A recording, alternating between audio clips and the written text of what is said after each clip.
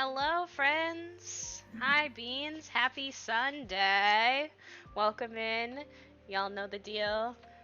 Sunday morning chill vibes. I know it's early for a lot of you, but y'all come in with your coffee, you get cozy, you do a snack. But yeah, we've got the absolutely wonderful Ace here with us today. And it's a special day today because after we finish up with Ace, we also will be hanging out with Blizz this morning. Well, I guess it'll be afternoon by then, um, but yeah, I'm very excited for this morning. Yes, Toasty, thank you for the little shout out for Ace there. I appreciate that.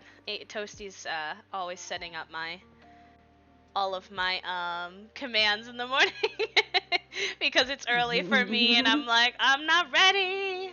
I Um, feel We that. but love yeah, Toasty. we love Toasty.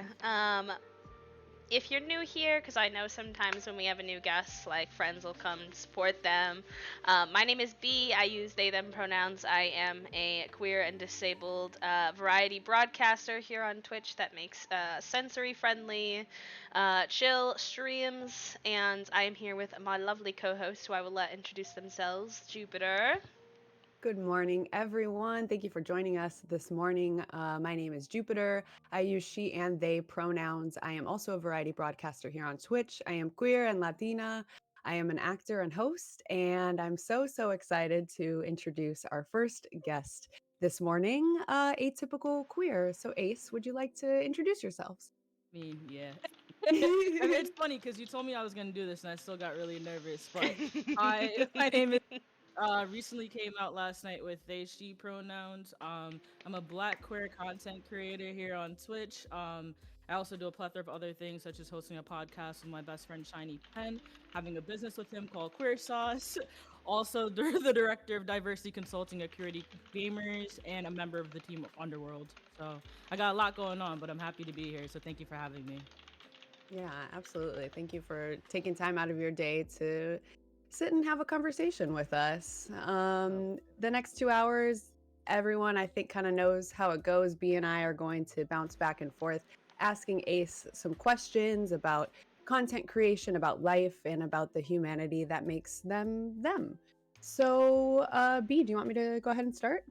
Yeah, because I'm trying to figure out my captions aren't working, so that'd be perfect. Oh no. Okay. I will go ahead and start. So Ace, we ask all of our guests to give us a little blurb about themselves and what they'd like to talk about. And something that Ace mentioned is that they are an immigrant. So I am wondering how being an immigrant shaped who you are today.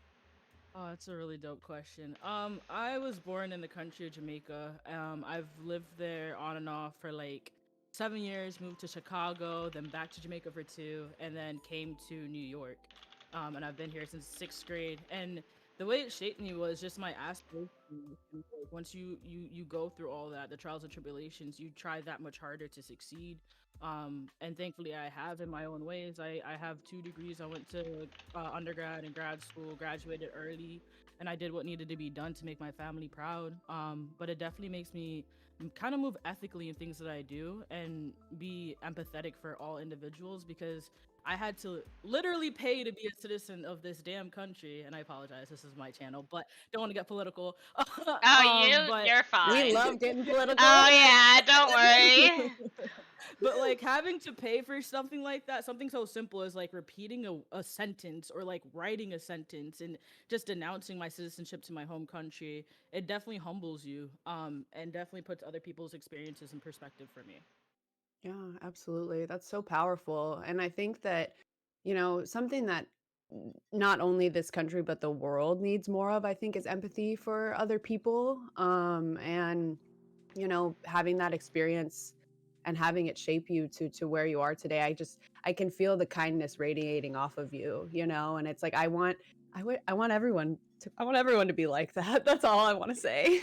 No, it's crazy because like I don't know, I've been talking about this for months with my friends in the background and I was just nervous as hell because my coming out story was bullshit. Like I fell out the closet at 17. My mom still doesn't accept me and I'm about to be 27 in like 3 weeks.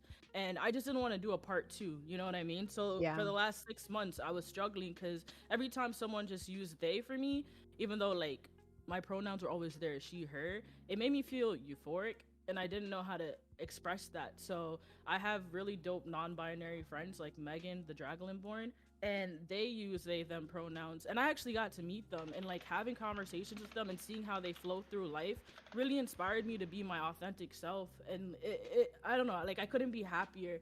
And I told like my friend Raven, Wreck-It Raven, who we all know, and Shiny Pen, and they did not that they didn't care, but it was like, okay, so you want to keep playing the game, and that just made me feel like normal in a sense. And I'm really happy to have friends that make me feel comfortable in my skin. I'm so glad. Everyone deserves that. You deserve that. Thank I you. like that part of like the narrative too, because so often I feel like the narrative is like I figured out like gender shit because of like what I didn't like.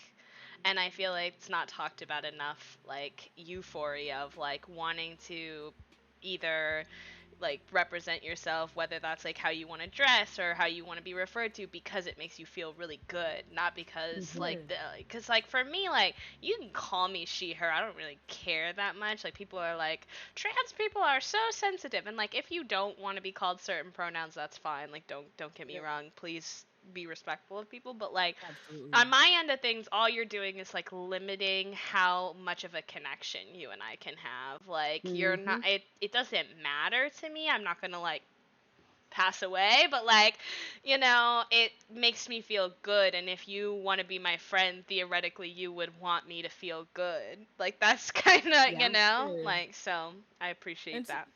to be honest, it's not even just about friendship, it's just about basic respect for human beings. You know That's what I True. right. mean? Like just address Mhm. me accordingly, and we don't got to talk after that, but if we're having a conversation right now where you're referring to me, please respect who I am. Mhm. Also, I got a new jacket that has pronouns. Ah, I Oh, I love love it. that. That's beautiful. Hell Also, yeah. we had a comment in chat, and I 100% agree. Cat in the background, A plus. I keep watching Oh your god. little cat, and it's so cute. Is it the black and white one? Is it the Yeah. little one Uh-huh. there? That's our Yeah. special guest. You're probably gonna see the other two, the bigger cat and the dog soon, I but get easily A1 content. distracted, so I'm in the background like, look Cat. what he's doing. That's Another thing hilarious. with pronouns is I feel like even beyond the basic respect, it's like if you can't do that, obviously that's really can be really disheartening, but I also just feel that it shows that you are limited as a person, as to how you view other people, and that you cannot see them as more or who they really are. And that just it's sad that your worldview is so limited that you wouldn't be able to do that, and view someone as they are inside their hearts, because Right. no one knows who we are except ourselves. Right. So what we say is truth. What we say is fact. And if you can't accept that, then that really is just a reflection of them and nothing to do with you. Like it's funny because not even funny, but I grew up like my home country is very homophobic, transphobic, all that. So I had those ignorant viewpoints where I didn't see people for who they were, right? But the one thing that kept me going was the ability to always grow and have That's right. conversations and be educated. So it's even deeper than that, that these Yeah. people aren't willing to evolve in their own lifestyles and in their Mm. beings to just widen their horizon, just respect individuals. But I don't know, I like to see it from all sides because I grew up ignorant, you know what I mean? And I'm Right. thankful that someone took the time out to educate me on humanity because look at Mm. me now. Hell yeah. Yeah, that was something that always attracted to me to you as like just as like another human being, because like I always felt that same sense of like sometimes I think the internet can be very like you should know everything already. And on the contrary, like I do think there are also people who take advantage of that. They're like, I just don't Mhm. know. And like, okay, well you didn't try to know. But like also I think there is space for nuance and complexities, because even within our own communities there's disagreements, and I kind of hate how like people want to paint it as like a monolith, and like so often there's like contradiction and confusion and discussion happening even amongst like our own spaces, as to what people prefer. Like I most recently, as an example, like learned um that like I used to basically default to like they them pronouns for someone like when I didn't know or if I was like struggling to remember or something. And like recently my friend Zeki was like, hey, like that's not really cool, like if I've told you that my pronouns are like he him and you use they them, you're technically like still misgendering me. And I was like, you know what, you're right, I'm sorry, like I'm gonna get on that, you know. And so creating space for that like back and forth to like learn from each other, I think is like so important and very undervalued. Yeah. Absolutely. Yeah. And I feel like people are ashamed that they're still learning or that they don't know or that they still have room to grow. And it's like, I wish people could see the work we're doing inside queer spaces because I learn something new every single day. I really, really do. We're still defining terms. We still don't have all of the language that we need to define these things. So it's okay to still be learning because we're all still learning too. So there's no shame in that.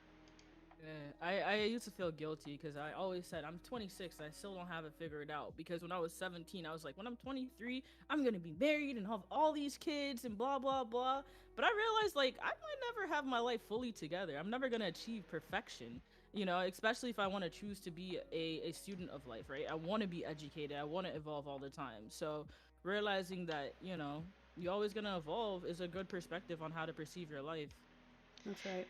Yeah, and creating a relationship with your friends where you can get feedback and where you can take feedback, because I feel like so many people perceive any feedback they receive as very like a personal attack, when really like we can really help each other out and create a dynamic where it's like, okay, like I have this piece of information you might not have access to, let me give it to you, and like potentially then like you can grow as a person, and like vice versa, because we have different like lived experiences. Mhm. Mhm. And I feel like you need to be able to tell the difference between a friend checking you and an enemy checking you, because a lot of enemies disguise themselves as friends. And I've Hmm. realized that a lot in the content creation space, without throwing shade. But Oh, I throw do. all the shade, it's fine. It's just crazy to me that a lot of people will come to you and be like, yo, you did this wrong. This is not how I did it, because they're mad that you did a different way and got successful because of it. Hmm. And that shit right there, you got to learn how to decipher the two, because you're gonna need constant breaks like I did, and you're gonna be unhappy like I was for months, and no one really noticed that much. You know what I mean? So I had to step away and like reevaluate and recenter and refine my purpose in content creation within myself. I had to learn how to love myself again, because a lot of snakes disguise themselves as friends in this space. Yeah, that's People true. act really, people move really strangely in this space, and there's a lot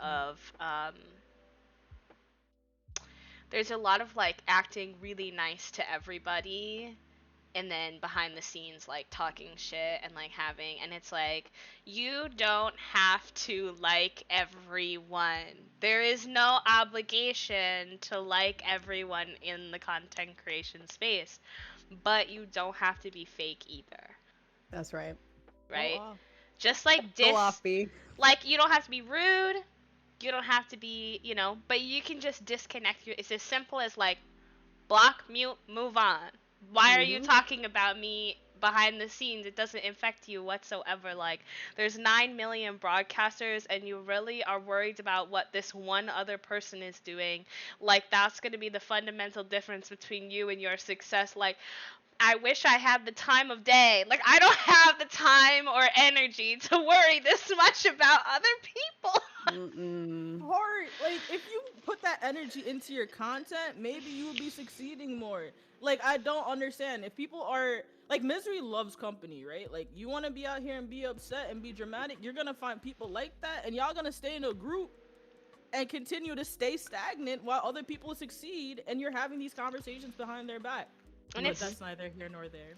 it's the it's the same people who talk about other content creators like they're someone that they can use as like a means to get where they want. Like those two things always correlate perfectly. Like it's the one who wants to talk shit, but then they're also in the same but like same conversation, they're like, okay, like who can we befriend so we can gain access to like this person who I think then. And it's like, I don't think you actually understand how content creation works. Like I got shit for like streaming with some bigger streamers one time, and I was like, do you think like do you think their following just like comes over here and like automatically transfers to you? Like that doesn't what? That That doesn't make part. any sense. And so you're just giving, like, at the end of the day, all funny business aside, like, you're just giving a lot of your time and energy to fruitless endeavors by being worried about what other people are doing. Mm-hmm. You know, I get some people who, like, they're like, okay, like, so and so, like, copied me. I'm like, yeah, they probably did. Right? They probably did. It's happened to me. It's happened to all of us, I'm sure. At the end of the day, though, like, if you spend so much time and energy worried about that kind of thing, like, you don't have any control over it, you know? And it just means that you're doing good work and people see it and they want to recreate it. Like, it is what it is. Like, I can't give those people my time. And I mean, the thing is also, if you're seeing it as copying, then maybe you need to educate yourself, because honestly, there are a lot of times that I sit here and I do research. Like, I'll go to my friend's page and be like, what are they doing? Or I'll be in their chat and be like, oh shit, that's cool. Like, I literally saw again Megan do like a singer transition and I was like, oh, that's mad cool. So I went and I did research and I created my own. I don't have their shit, you know, but I Exactly. evolved from watching their content, and that's how you flex your mind muscle, right? From your friends. You watch what they do and you grow your own shit. You don't Exactly. stay there and be mad because they have something popping that you don't. Exactly. Yeah. Yeah. And I think people often forget that, like, nothing in this space is like, you don't really own this space. You don't own transitions. You We're don't own using such a, overlays. like, Like, hello? As long as people are taking it and making it their own, like, you inspired them. Isn't that Right. cool? Like, that's a positive thing. yeah. Empowering people is You important. know? Yeah. You also were all using such a minimal amount of tools. The idea that there's not going to be overlap is just silly. Like, There's no way. It's not possible. it's just silly. Yeah. You mentioned earlier, Ace, that like you recently took like a break from social media, and obviously I knew that because we had talked a little bit. Like, what was that experience like for you? Like, kind of disconnecting for a little while. So here's the thing. So ever since like I started gaining traction, because of the black tag, side quests, Adidas, and stuff like that, I started to realize those snakes, right? Like, and they started to take parts of me. And I would be upset. Like, I was crying at one point. Like, my friends visited me last month, and I was crying to them about like how upset I was that I've lost all these people from the A squad because I did something that they didn't at that time. That's not to say they can't, right? But they didn't. And the way people see it is, oh, this person's been here for 7 months. Like, what the fuck? I've actually been doing this on and off for years, so don't check me. And I'm also a whole ass professional outside of this, so please chill. And so I would take these mini breaks where like I would not stream, but I would be on Twitter. Like, bitch, like the fuck? I'm still strolling and liking shit and putting things out. Yeah. Not a real break. I'm feeling Not called a real out. I'm feeling called out.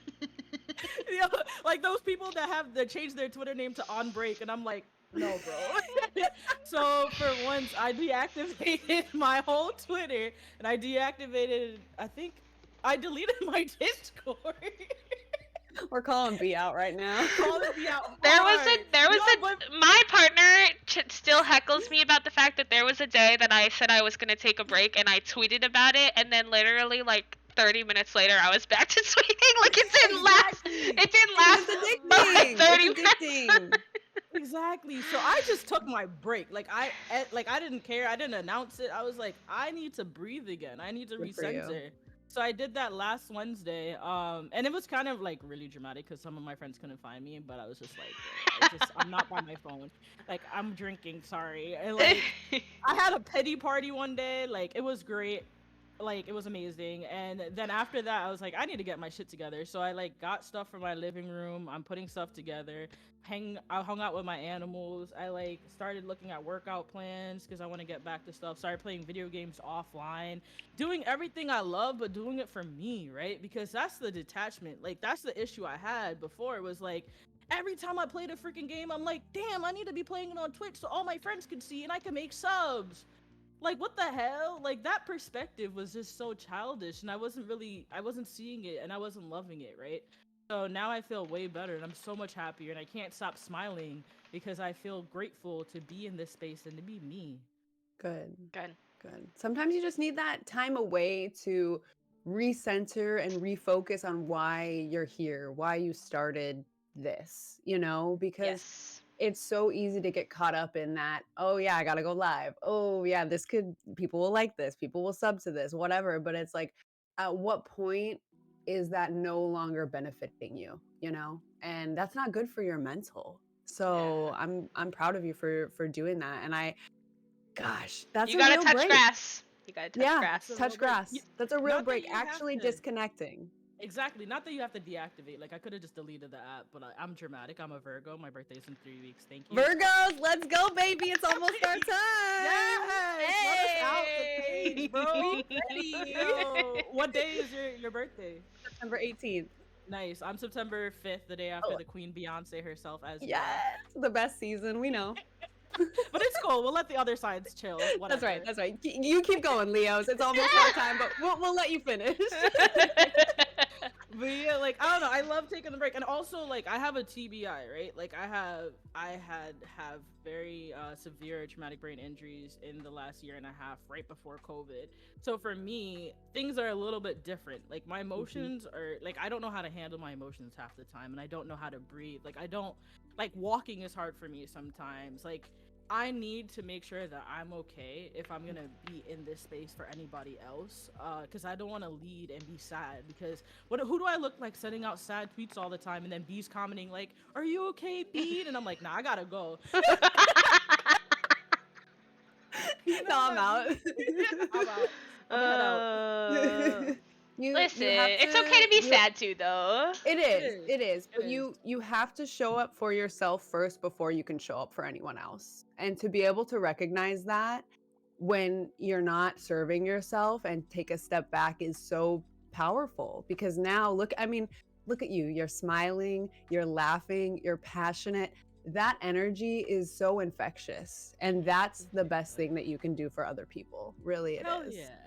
And like I just want to comment because you're right. Like it's okay to be sad, right? But what I didn't like about myself was the constant and consistent sadness. Like all I Yeah. was doing was tweeting about sadness. Like, oh my god, I'm so single. Oh my god, blah blah blah. Like great, cool. But I needed to like not be doing that for my own mental health. I Yeah. needed to Mhm. recenter because yeah, I'm still single. Yeah, I still have depression, y'all. Like that doesn't just go away. Yeah. Anxiety's still there. PTSD. Ooh, but the thing The is finding cocktail. moments in which you can smile. Right, like I have the trifecta. It's okay. Uh huh. But being able to smile even with those things, Yeah. is important while also humbling yourself enough to be sad in the moments where you deserve to be sad. Yeah, Mhm. and finding that balance between like the journal and the timeline, right? Like, Right. I think it's your space. You should be able to use it for whatever you want. But also, sometimes I realize when I'm not in a good place, I'm more likely to search for that validation from other people by like putting it on the timeline when it should be either like in my journal or like something I should be approaching a friend about to get that like one-on-one support and connection. And I'm like doing it for the wrong reasons, and that's when I'm like, okay, wait a minute now, we need to we need to sort Yeah. this out. That's Mhm. very important because when I was upset last Wednesday when I deactivated my account, the first thing I did, I wrote, which I haven't done in a while. I wrote down my feelings so that I could revisit them in a week. And I, that ass the next day didn't even feel that way anymore. I didn't feel that anger because I got it out, you know? Like I Mhm. might have not Yes. been able to tell the people that were getting me angry how I really felt, but I was able to look at what I wrote and like try to see it from the other person's perspective and smile about the situation because it helped me to grow. Because if I didn't go through that, I wouldn't find writing again, right? Journaling again. So being able to That find the good parts in bad moments. I love journaling, and that's like a reminder to me that I need to journal again because it's one of those things that like you'll do and it's euphoric and like lifts the weight of the world off your shoulders, and then you don't do it again for months, or at least that's what I do. Exactly. So I'm like, I gotta get back into that. So you mentioned to us that you've had multiple traumatic brain injuries, and I would love to hear you talk about that. Like, what is something that people don't understand about living with TBIs? my God, thank you for fucking asking me that, because that's been my struggle, right? Because even before I had my head injury, people like I just never understood head injuries. I'm like, oh, why are you being such an asshole? Like, what the fuck? Just control your emotions. And then it happened to me. And I actually lost all my friends because and my girlfriend at the time actually left me because of my TBI. Like when it happened, I became very angry. I was very depressed, and I wasn't on medication. They took all my Xanax and my Prozac away. So I'm out here like cold dirt turkey. Actually, Oof. I'm just saying it. I was raw dogging life. Like I was out here like fuck it. And then COVID happened literally the week that I came out the hospital on March Oh my 3rd. God. And I came out and I live alone. So I'm not supposed to be driving or doing anything. And I'm like, what's going on? Why is everyone wearing a mask? Aren't there plastic bags anymore? And I just didn't understand. And I wasn't okay to be around myself, but I had nobody else because the world shut down and I was alone. And people don't understand how much that affects your mental and your emotional psyche, to be honest with you, and also your physicality, right? Because then I'm just laying in bed all day and not doing anything. One, because I'm literally not supposed to be. Two, because I literally can't.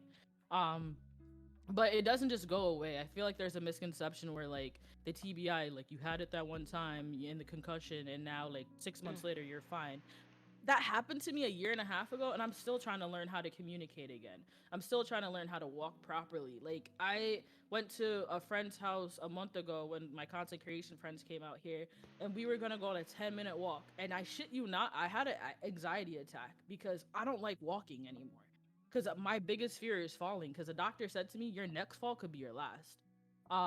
And having that constant fear in the back of your head is very scary. And I don't want to like get emotional or cry, but like people just don't get how hard it is to exist with a TBI and like have honest and true conversations, because like I don't know, it hurts that people don't get that I try so hard to be normal, or whatever the fuck that means, you know. I try so hard to like regulate my emotions and just like just be a part of society without being judged. But because people see me like this, where I'm bubbly and I'm happy, bro, you're only fucking seeing the chest up, and you're barely seeing that because I got double G's, but like you're barely seeing that shit. You don't see what happens when I stand up and I'm walking away. Right. And it was cool to have my like Megan here. I know I keep referring to them, but like I just love Megan so much. I'm madly in love with our friendship. But like they came here, and the little things that they did for me meant the world. Like helping me remember things. I woke up to Megan and I was just like, this is great. Like having somebody to talk to and just see me and my authenticity, and then feeling valued and loved regardless of the things that I've been through. So to answer your question in short, it's hard and people don't get it, but I'll be damned if I don't stand up for people like me and make sure that people try to understand. That's beautiful. I feel like I felt emotional listening to you talk about your relationship with Megan, though, because I think people don't realize sometimes, like, until you have a friend who, like, does step up in that way, you don't realize what people in your life aren't doing for you. I don't know how to explain that. Like, it's so happy and appreciated that then everything else, you become so hyper aware of what everyone else wasn't doing. Right. Yeah, When like you I feel very lucky. Sorry, go ahead. no, you go ahead, and please don't feel bad for crying, for letting out your emotions. That's what we're here for. That's what this space is for, and it's it's beautiful. This is your authentic self, and we value that. We do. I appreciate that. I just feel very happy because, like, when I first went through my TBI, and even before that, I didn't have friends that understood me. I didn't have friends that I didn't have to explain shit to. So, like, to have Megan, who I call my guiding light, to have my best friend Shiny Pen, or like Tofilium, who I'm becoming closer with, like, people that make me feel okay being me, is crazy. It's a concept that I never opened myself up to. I'm one of those Virgos that like, oh, I have a feeling, like I feel emotions for you, I step away. Like, you know what I mean? I'm not gonna deal with that shit. I am throwing shade. You're never gonna have me back. I gotta go. I'm getting called out. But like, it just makes me happy that I allowed myself to fall in love with those friendships because I'm so grateful. Yeah. And it's, as B was saying, like, you don't realize what you've been missing until you've been treated in the way that you want to be.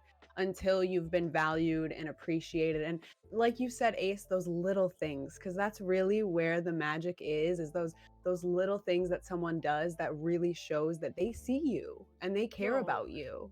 the little fucking things. Like, we came back from New Jersey and I put my shoes at my front door and I went to go look for them. Megan had fucking put them away from me. And I swear to God, I went to the bathroom and I teared up. And I'm like, yo, I'm such a punk ass bitch. Like, but it was like that little thing that I'm just like, yo, that is like, no one does that. You know what I mean? Like, people should be doing kind little things like that, but people are just so assholes nowadays. You know what I mean? Yeah, and it's without asking too, without prompt to just know what you need.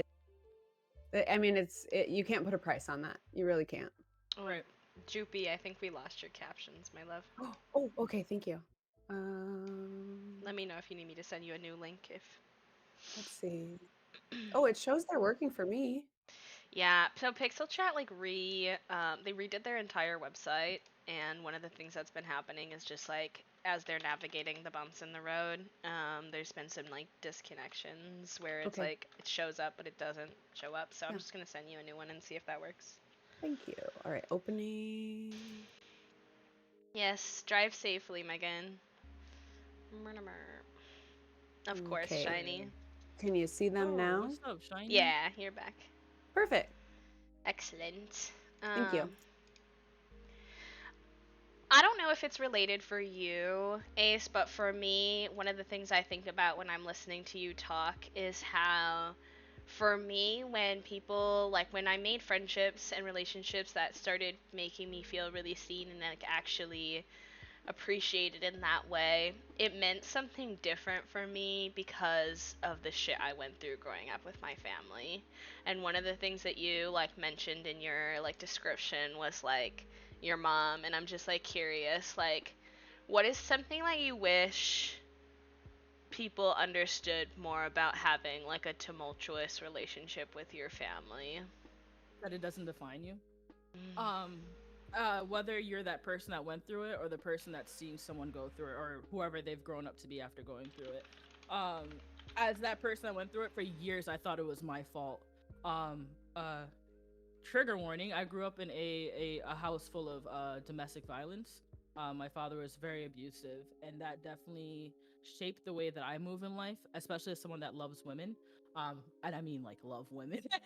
It changed how I treat them, and I get very anxious. Like if I argue with like a woman, I will put my hands to the side because like I will never ever touch somebody, but because someone knows my history, I have had people fucking use that against me, like, oh, you're gonna hit me, and I'm like, come on, man, I'm not my father. I'm not my experiences. I'm a summation of what I've been through and what I've learned from them, but that's not me, and they don't define me. And I wish, as people that love individuals or try to be around individuals that have trauma, that they saw that, like, separate the two, compartmentalize, do what you have to do to get your shit together to learn how to love me in spite of what I've been through, because that doesn't define who I am. That's right. We are not our trauma, and I don't think people, I don't think they grasp that, and it hurts. It's painful that people see us as what we've gone through rather than who we have become in spite of that, how we live differently because of those things, and I mean, we've known each other for an hour now, Ace, and like I already like feel so much love for you, and it's like I want to give you a big hug, and I'm sorry that people would ever think that about you. That's not okay. Yeah, that's been happening to me since middle school. Like, it's weird. It's fucking weird, man. Especially being like a masculine lesbian. Like, I have to watch everything that I do and every step that I do because that masculinity, people perceive that to be like dangerous sometimes. Right. And I am far from a danger. The worst I'm gonna do to you is talk shit because I'm from New York. I heard that. Like, that's all I'm gonna do to you. Unless you hurt me, I'm not gonna hurt you. And I wish people saw that. And that goes beyond just like the physical trauma. That's emotional trauma too. Like, and realizing that emotional trauma, yes, it does go with you throughout life, and it does shape how I experience things. But I wish people were a little bit more patient. Not gonna lie, a lot more patient with me and my heart because of what I've been through. We make a lot of assumptions too, I feel like, and it's a lot more nuanced than people give it credit for. Megan just said that I'm easy to love and that hit, so sorry. No, you're good. You are. I mean, once again, like we haven't known each other for very long, but I'm already so excited to be friends with you. Oh yeah. Do And you play horror games? I love She horror does. games. Oh, it's over. This is it. We're set. That's it. That's all we needed to hear. Hell yeah. Sorry I cut you off. I was just got really excited because I think No, you're really cool. I'm excited too. I think you're really cool. I know like B and I have our own stories, obviously, and our own past with, less than ideal family situations. So just know like we see you, and I don't know. I don't know how to tell people out there, how to educate people on this topic. This is a really difficult one for me. And I usually just put it away. I compartmentalize. I shove it to the back of my mind because no one ever understands. What do you think, Ace? Like, do you have anything to say about this? Well, how can we have people understand this? First off, you need to understand it for yourself. Whether that's therapy or like what you gotta do to get your shit together, because you can't educate no motherfucker if you don't know what's going on with you. So that's one, because you can't put your burden on other people. Two, I being patient with the uneducated as well. I am somebody that works in like research. I'm very analytical. I love to send articles about like experiences and how I see things and stuff like that. And I love having conversations, but understanding also, as much as it fucking sucks, as sensitive, empathetic motherfuckers, some people are just not gonna want to learn. Some people are just gonna be out and say you're not worth it, and that's okay. That I'm not worth it for them, right? That's okay, because someone else is gonna love me tenfold and tell me that I'm easy to love. So therapy, being patient, being kind to yourself, and being patient with the uneducated while having low expectations. I think I've found too that it's just like a lot easier for me to make friends with other people who've gone through trauma. Like I don't want to limit myself, but at the same time, I think there's just like a fundamental barrier between me and someone who's never experienced any kind of trauma, honestly. I don't know if it's possible for them to fully grasp who I am as a person if they haven't gone through something. It doesn't have to be the same thing, right? Like, we all have different, but like, I've just basically be accidentally and on purpose, like, mostly befriended other people who have gone through shit like that because I need that level of patience. That like I feel like untraumatized people just don't have. Yeah. Fucking weird to me that people are like literally untraumatized. Like my ex, like she Like was it. like, "Oh, I came out and my parents didn't care," and I'm like, "Excuse me, you're Dominican and you're only child and your parents are immigrants and they didn't give a fuck." Like, what do you mean? You know what I mean? That right there should have been a red flag, that they have never experienced that type of bullshit, because as they're feminine, right? So they're walking life and they're okay. Me, I'm masculine. I'm never okay. I can't even go back to my home country. Yeah. But you could Yeah. just live life like that and not know how I feel. It's Yeah. crazy. And like, It's of like course, you don't want anyone else to be traumatized, right? Like, Right. ideally, but Right. also, like, Yeah, I mean, in an ideal world, of course, but realistically, we know the way the world is, and I mean, you're right, B. We move differently through the world, we just really do, and it's I guess it's in a horrible way, it's validating to find other people who have gone through traumatic experiences, because then you know that you weren't alone in those times when you were at rock bottom, at your worst. You know that there are other people out there that have gone through those horrible things and those horrible feelings. And that's so fucked up. I hate that it has to be that way, but to be able to connect with someone else on that level is, yeah, it's different. It's special. Yeah. I mean, it might sound weird, but I love my trauma. I've learned to love it. I've learned to accept it for what it was or what it is, because it's evolved me into this dope individual that can be empathetic to a plethora of different situations that people go through. And I don't want to be somebody that like is completely happy and doesn't experience life in traumatic ways. Like, I don't want to be like, no shade, but like a cis white man that never like grew up rich or some shit. Like, I'm sorry, I want to struggle for what I have so I can appreciate it. So I don't know. I learned to love my trauma, learned to love me, learned to love my blackness, my queerness, all that shit. I'm just so inspired right now. This But it's You the conversation. journaling. you Yeah, have you're like right. You're right. Ace. You have like these one-liners that like kind of break me because I'm supposed to be thinking about like what to ask you next as like an interviewer, but you say it and I'm just like, huh? I know. I'm What? like, I gotta go Like write some stuff down. I'm like processing like too slow because I'm like taken aback because like you say stuff and it's just like that right there. It just hits like so hard, in me heart. It's just like, yeah, I have a hard time like loving what I've been through and like only because people will say things like, oh, like shouldn't you be grateful, or like it made you so resilient and it made you that and this, and like there's this complex way, and like yeah, of course I'm grateful that I'm like a more empathetic, a more resilient, a more thoughtful person, but I also wonder what it might be like to like figure like I could have been all of that anyways. You didn't have to let so it's complicated. With people like you, I'm happy to say, like, yeah, I appreciate how much I've grown from those like hard, hurtful experiences. But with people who like haven't been through it, I'm like, no, don't say that shit. Yeah. If you haven't done it, if you haven't gone through it, then you don't get to say it. Like, That's no. right. Mm-mm. I will never be okay with the motherfucker that hasn't experienced trauma having any perspective on mine. Mm-mm. Yeah. Absolutely not. No, And I no. also just want to say, like, thank you to Ace and like everyone here, and just like every week for everyone that holds space for B and I during these conversations, because we really learn just as much. We get just as much out of this as I hope you are, Ace. Like, it really is such a symbiotic experience. And so sometimes we have to take a moment because we're like, all right, that was real. That hit. I got to think about that for a second. Yeah, that's the authenticity though. Like, I always the have to thing take a is, nap after him and Switch because I'm like, Process okay, everything.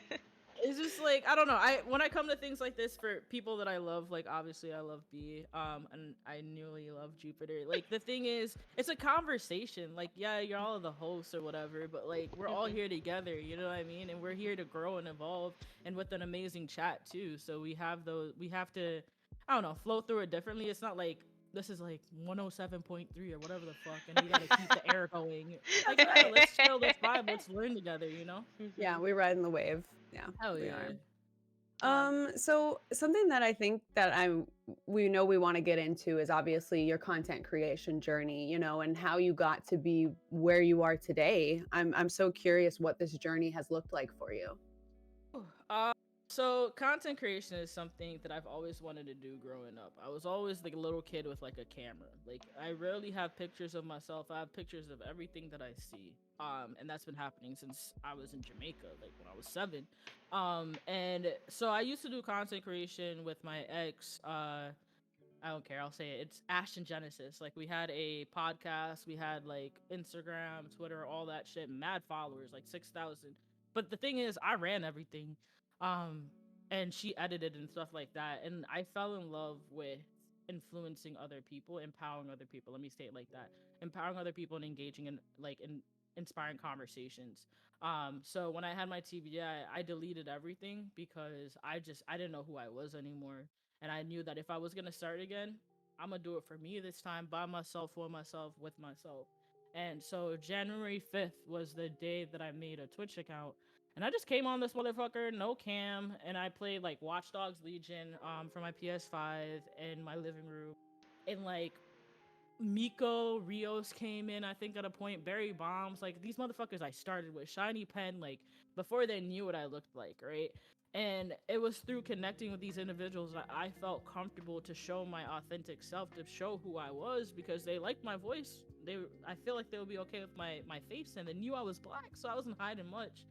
Um, so that was cool to come out and show everybody what I looked like, and then having the opportunities to engage in even deeper conversation around my blackness, my queerness, my afro, everything about me, and even my professional side, right? Like, I was a consultant. I worked for Governor Cuomo at a point, and having those conversations inspired me to like look at different opportunities to grow my content, right? Like I've done Adidas, I'm a member of SideQuest, I'm a member of Underworld, I do Queer Sauce, I do a lot of fucking things, security gamers, and it's hard.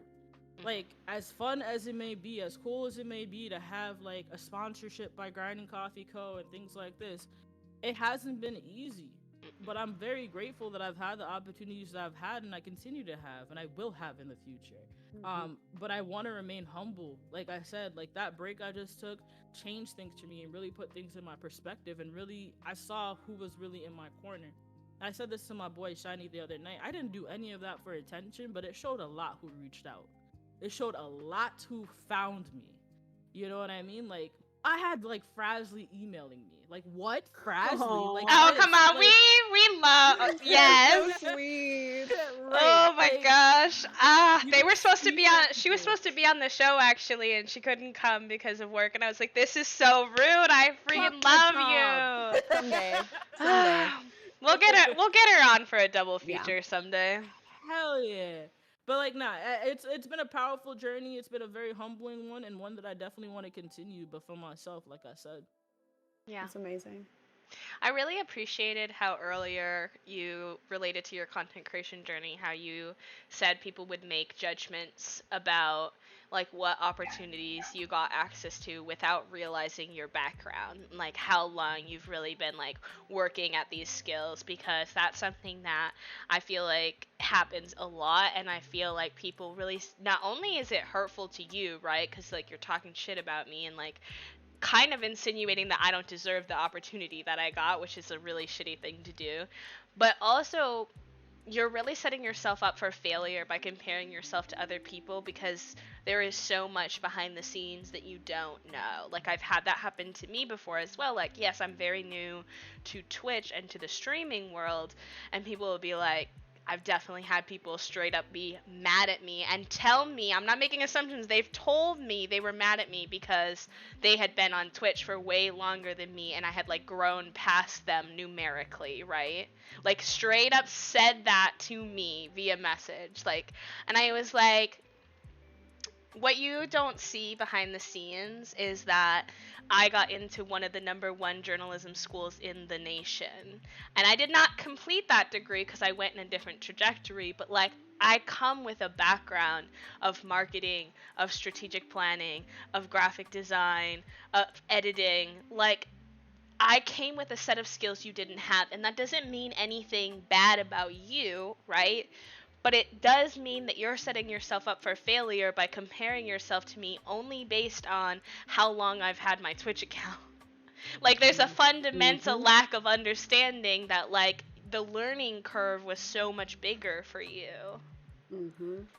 It's painful that people come to a channel on Twitch and think that that's all there is to a person for some reason. Like, sure, I've been streaming for 9 months, 6 months, a year, whatever it may be, but I'm a whole ass human being outside of this platform with experiences and education. And I think people forget about that for some reason. I don't I'm quite get it. saying. I'm saying. That's the funny thing is like I don't have to explain myself to anybody. Like rarely do I even make space on my channel or like even my podcast to talk about me. Like I don't even know if my friends knew about like the domestic violence and like how hard it is with the TBI. Like I'm very private at the end of the day, which is ironic as a content creator. But if you ask me, I'm gonna tell you because clearly you Mm-hmm. care, right? Mm-hmm. Here's the thing. I grew up in a different country. I have lived around the fucking like New York area. I have went to school for like politics, policy and institutions in my undergrad. I went to the top 20 school for public administration. I have worked for Governor Cuomo. I have been a consultant. I have been in health policy for years. I've been in fellowships. I have ran fucking statewide Twitter accounts. I Mhm. have done kind of these things before. People have looked to me for advice on these things. I did it Mhm. for what was it, New York State Academy for Public Administration. Yeah. I was the marketing manager for that. Like, come on, man. I've done this. But Mm-hmm. the thing is, too, I have Google. So here's the thing. If your content's not getting to where you needed to get to, maybe you need to be searching different Google engines. Like, maybe you need to be doing something else because you're fucked up.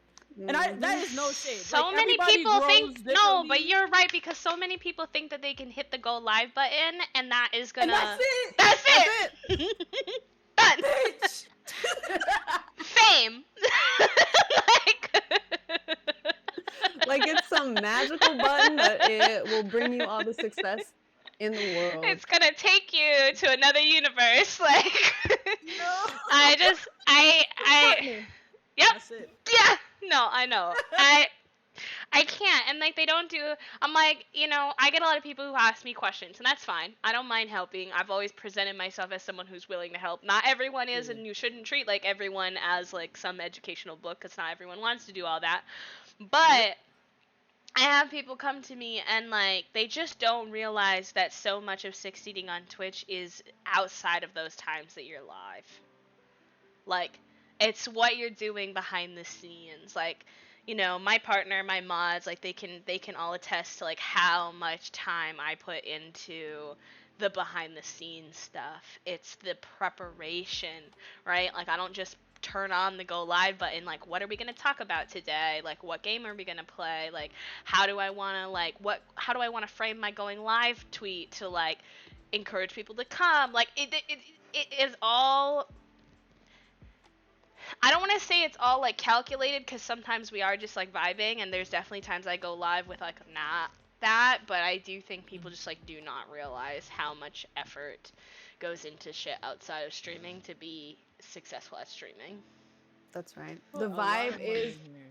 yes, the vibe is always authentic. The vibes, we ride the waves, but the structure, the setup, everything that goes into making the vibe be authentic in that moment, that is calculated because it has to be if you want to succeed on this platform, on any platform, especially as a marginalized creator. We have to work 10 times harder than anybody else and sometimes more, and that is that.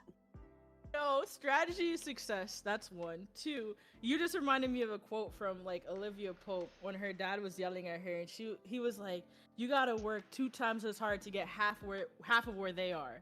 In terms of That's like white right. people, obviously, and that is dead ass. Like Mm-hmm. I work so many hours behind the scenes, and I feel like the only person that really sees that is Shiny because that's the only person I'm allowing to see that, right? Like allowing into my secrets. We sit here literally for 14-hour days on the weekends, and I'm like putting in like, oh my god, how could I change my panels? How could I do this? And he's helping me. You know what I'm saying? Like he's changing around my shit too, giving me advice on the fly, and we're working. And then I go live. Right. And then going live isn't always the best thing because sometimes I don't get the viewership that I want, and that's fine because whatever. But then sometimes you got shit like hate raids and all this bullshit that you gotta Yep. deal with after you just put in hours of work into your content. For free. But I feel like for free, that part. And then maybe you're not even getting a sub when you fucking go live, right? So what was all that for is the mentality that I have at the time, but after the fact you're just like, oh yeah, that was great. I had a great time. Whatever. It's not about the money. But I don't know. A lot of people assume that all I do is hit go live, and that's it. Valerie, that part. I shocked. I mean, yeah, we'll see. We'll see. Knock on wood, but I've been nervous. I didn't take the tags off. I refuse. I will not let them win. I will ride my wave with my tag, but like, we'll see how it goes. I think Raven said it like this, like protect your peace, but there are some of us out here who can't afford to stop talking about this, and I think that I don't know. I think that's something that people need to reckon with as to like what privilege it is to be able to not talk about it. And why should we stop talking about it? That's my question. If you're bothered by marginalized creators standing up for themselves and each other and wanting to make Twitch a better place, I think you need to do some real hard inward work. I think you need to really look inside yourself and figure out why you're not trying to help us make it a better place. Or if you don't even want to help, just shut the fuck Shut up. up. That's right. Like It's free. like Just that's fuck it. up.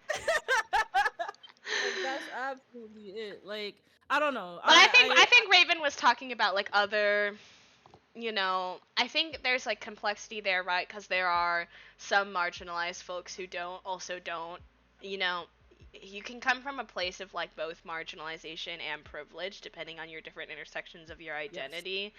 Yes. And I think there's a lot of people who will, I've seen, and I get a little uncomfy with sometimes like people who will be like, I see it a lot with like cis white only queer folks as an example who will be like, "Oh, but like I'm too nervous to say anything. Like I don't want to get." And it's like some of us, yeah, like we're scared like as fuck, but also like we don't have a choice. Like we have to keep talking about these things or, and it's like it's a big privilege to be able to like both hide behind your queerness and hide behind your privilege at the same time that like not all of us have.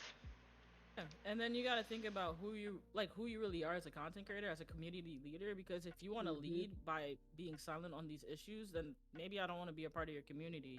Like Raven is a close friend of mine, and we've had these conversations around the black tag, and it's interesting to me that a lot of black people, first off, didn't even want the black tag because of the hate raids and the possibility and things like that, and they don't use it. Like, Hmm.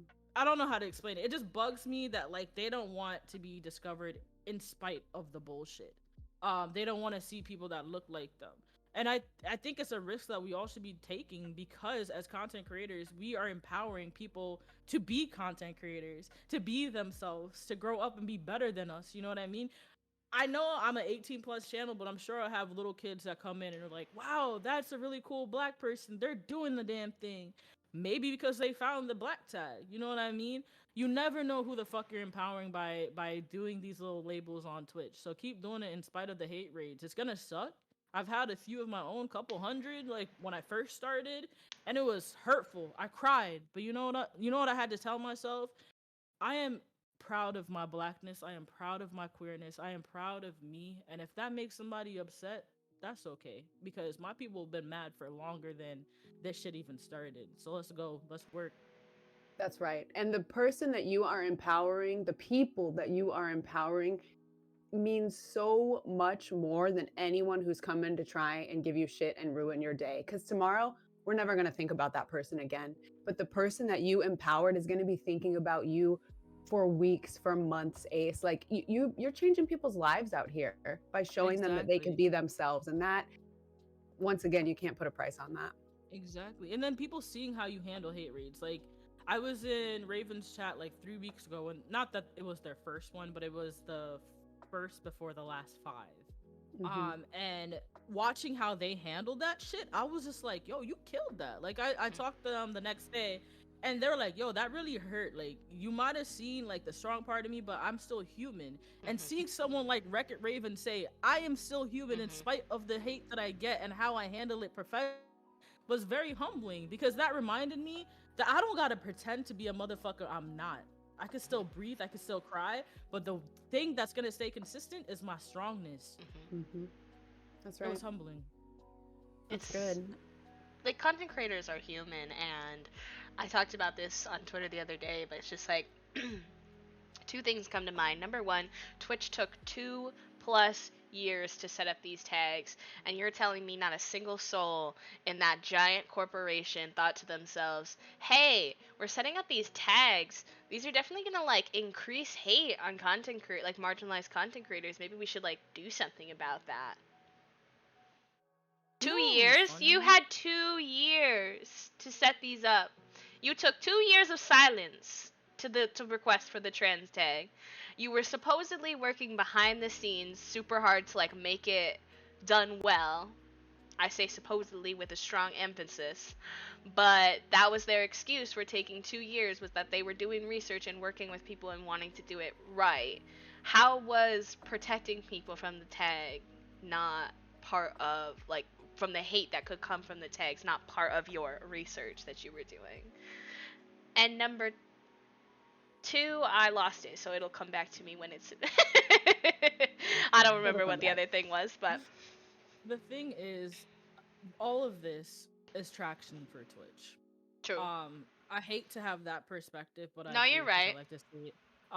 they're not gonna help protect us because our name, like, we're still saying Twitch, we're still giving them visibility at the end of the day. True. These hate raids are nothing but good press for Twitch, and that's bullshit, and I disagree with it. But from a business standpoint, your True. name is out there. Makes sense. The second thing is, I completely, like, I don't know. I found it interesting that they didn't reach out to people that did the user voices. Like, I did the one for the black tag, and I wholeheartedly expected Twitch to, like, say something to me. You know, ask me something. It's not about me, but my name is on the fucking thing, right? Mm-hmm. Never have they ever reached Mm-mm. out and said, "Hey, Ace, what can we do to make this better?" Maybe they're reaching out to Twitch partners, but from what I've seen, I don't think they did. No, because you see like Ash, who's literally a Twitch ambassador, calling them out and saying, and there's like very few Twitch ambassadors. That's like the top of the line, and you can tell like even she's not being listened to, right? Like when Mm-hmm. you have Twitch ambassadors getting hate raids, like they clearly don't. It doesn't matter what level you get up to. They don't give a fuck. They Yeah. don't. We're just fucking working for them and doing all this shit on behalf of them and still giving them visibility. Because at the end of the day, they're probably like, they're not gonna stop using the platform. And Right. to be honest with you, they're right. Here we are, right? Yep. As of now, they're right because I mean, realistically, for those of us who are doing this for, either a full-time job or a part-time job, any income, there's no other viable option, really. Yeah, I I mean, know yeah, there's YouTube, everyone's yeah, talking there's about Facebook like gaming, but I'm not going to go to those platforms. I've heard that it could be even worse. yeah. Exactly. I know people are talking about like the newer platform coming out this fall, Altair, but it's just like I think something that is also complicated is like your following doesn't just like automatically transfer over. Like Starting over. like you've put an investment of Right. time and energy into something and like there's no way to guarantee that this next platform is better. And so it's just like it's almost like people don't realize that like marginalized people get shit and are undervalued on literally every platform. And so like presenting this solution of like, oh well, like go try out this other platform, it's better. You'd constantly be bouncing from one place to another, never making any traction, always trying to find a safe Right. space that doesn't exist. And the thing is, like, Ace, I mean, let's talk about the black tag. Like, you and we have put so much effort into trying to make Twitch a better place. Like, you can love something and want to make it better. And I really think that that's what it comes down to with Twitch. Like, yeah, we have a lot of problems, but look what you created, Ace. Like, you brought the black tag to Twitch. Tell us about that and tell us about, why is that important and why should we continue to do this work?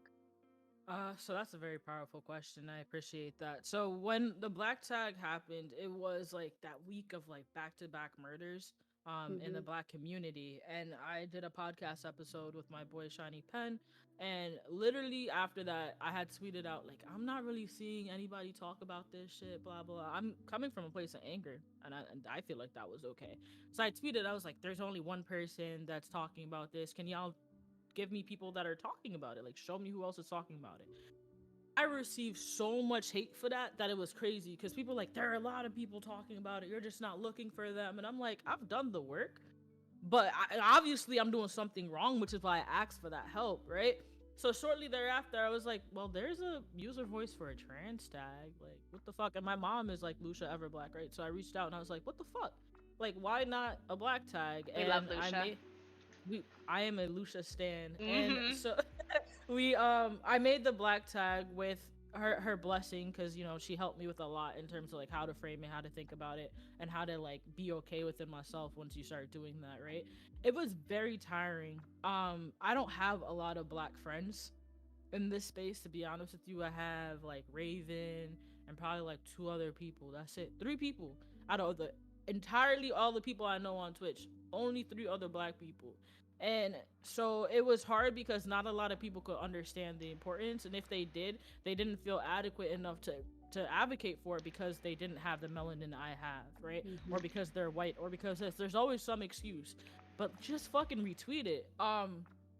And I received a lot of hate on the tag. A lot of people were just like, this makes no sense. A lot of white people came through and was like, so there should be a white tag. And I'm like, your white tag is existing, motherfucker, but that's not my True problem. tea. And so it was a very, very stressful time period. And it definitely shifted how I saw content creation. But I would never have, or I would never take it back. I would never want to change the experience. I would never want there to not be hate on it, because hate is also traction, right? Like, Mm-hmm. cool, people are hating on it. They don't want to see it. You're opening up space for conversation, making more tweets about it, and people are going to come back and combat your tweets. So whatever. I don't think we should ever stop, because like I said, it empowers other people. Like, the black tag empowered other people to make other user voices. The trans tag inspired me to make the black tag. Like, what the fuck? Give the trans community the respect they deserve, because those motherfuckers started this movement. You know what I mean? That's right. And because of that, there was a ripple effect in like people realizing that discoverability wasn't a thing on Twitch or in any space.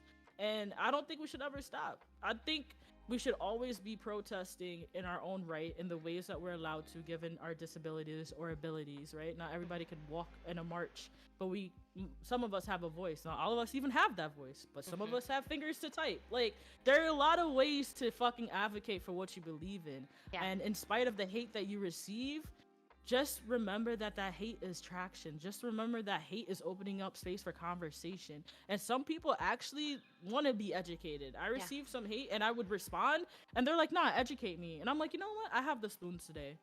And we had a conversation on Twitter and people are seeing that. Can and we evolving and normalize? growing. Oh, I wish we could normalize that more, because the amount of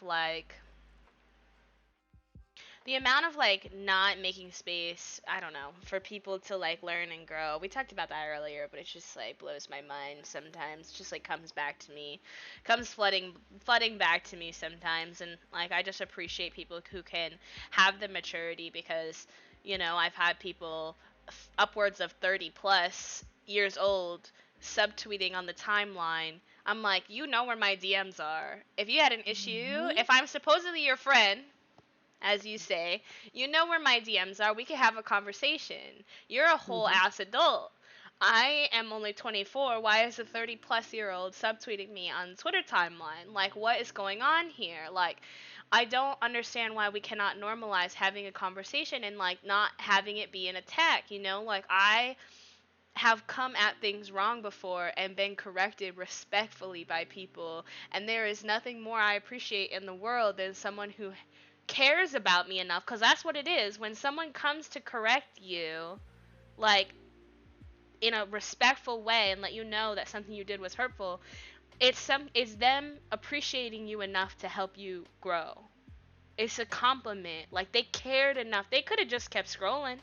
They could have blocked you and mute you and moved on and kept scrolling with their life, but they cared about you enough to slide into the DM and say, hey, listen, like, that thing that you said there, that could have been, you could have done that a little bit differently. And I wish we could see more of that. Like, I had an interaction with someone recently. They were like kind of sharing some negative experience they had with like another content creator. I'm like, did you go talk to them? Oh no. Okay, well, like, I don't know what you expect to happen if you can't hold a conversation with somebody, and then you're upset and you're like, oh, people are still supporting. Nobody even knows that something happened, And don't call them out on the timeline or whatever if you haven't had a conversation with them. Like, we're not trying to shed blood here, but like, also, I mean, it's just the emotional immaturity of a lot of content creators that I have witnessed. I don't know what brings them to this to this particular career path, but there is a lot of content creators who lack like emotional maturity, and it's exhausting. Yeah. Yeah, I respect that. And Go Ace, ahead, like, Jupiter. I think you really said it right. I have found, like, of course we have bad people in the world. Of course we have hate raids and trolls, and that is not who we're speaking about here. But I have found in my experience that viewers and even other creators that come to my community and maybe make a little slip up, maybe say something that's a little bit disrespectful, they are more often than not wanting to learn. Yeah. And sometimes people will toe that line if they don't know, or if that's how they've been taught to interact before. And I'm not saying you should always have the spoons to educate people. I know that's not possible for everyone, but in that moment, I try to really turn off my anger and turn off my annoyance and realize this is a teachable moment, And as content creators, as people with platforms, no matter the size, we do have a responsibility to make the world a better place and make our communities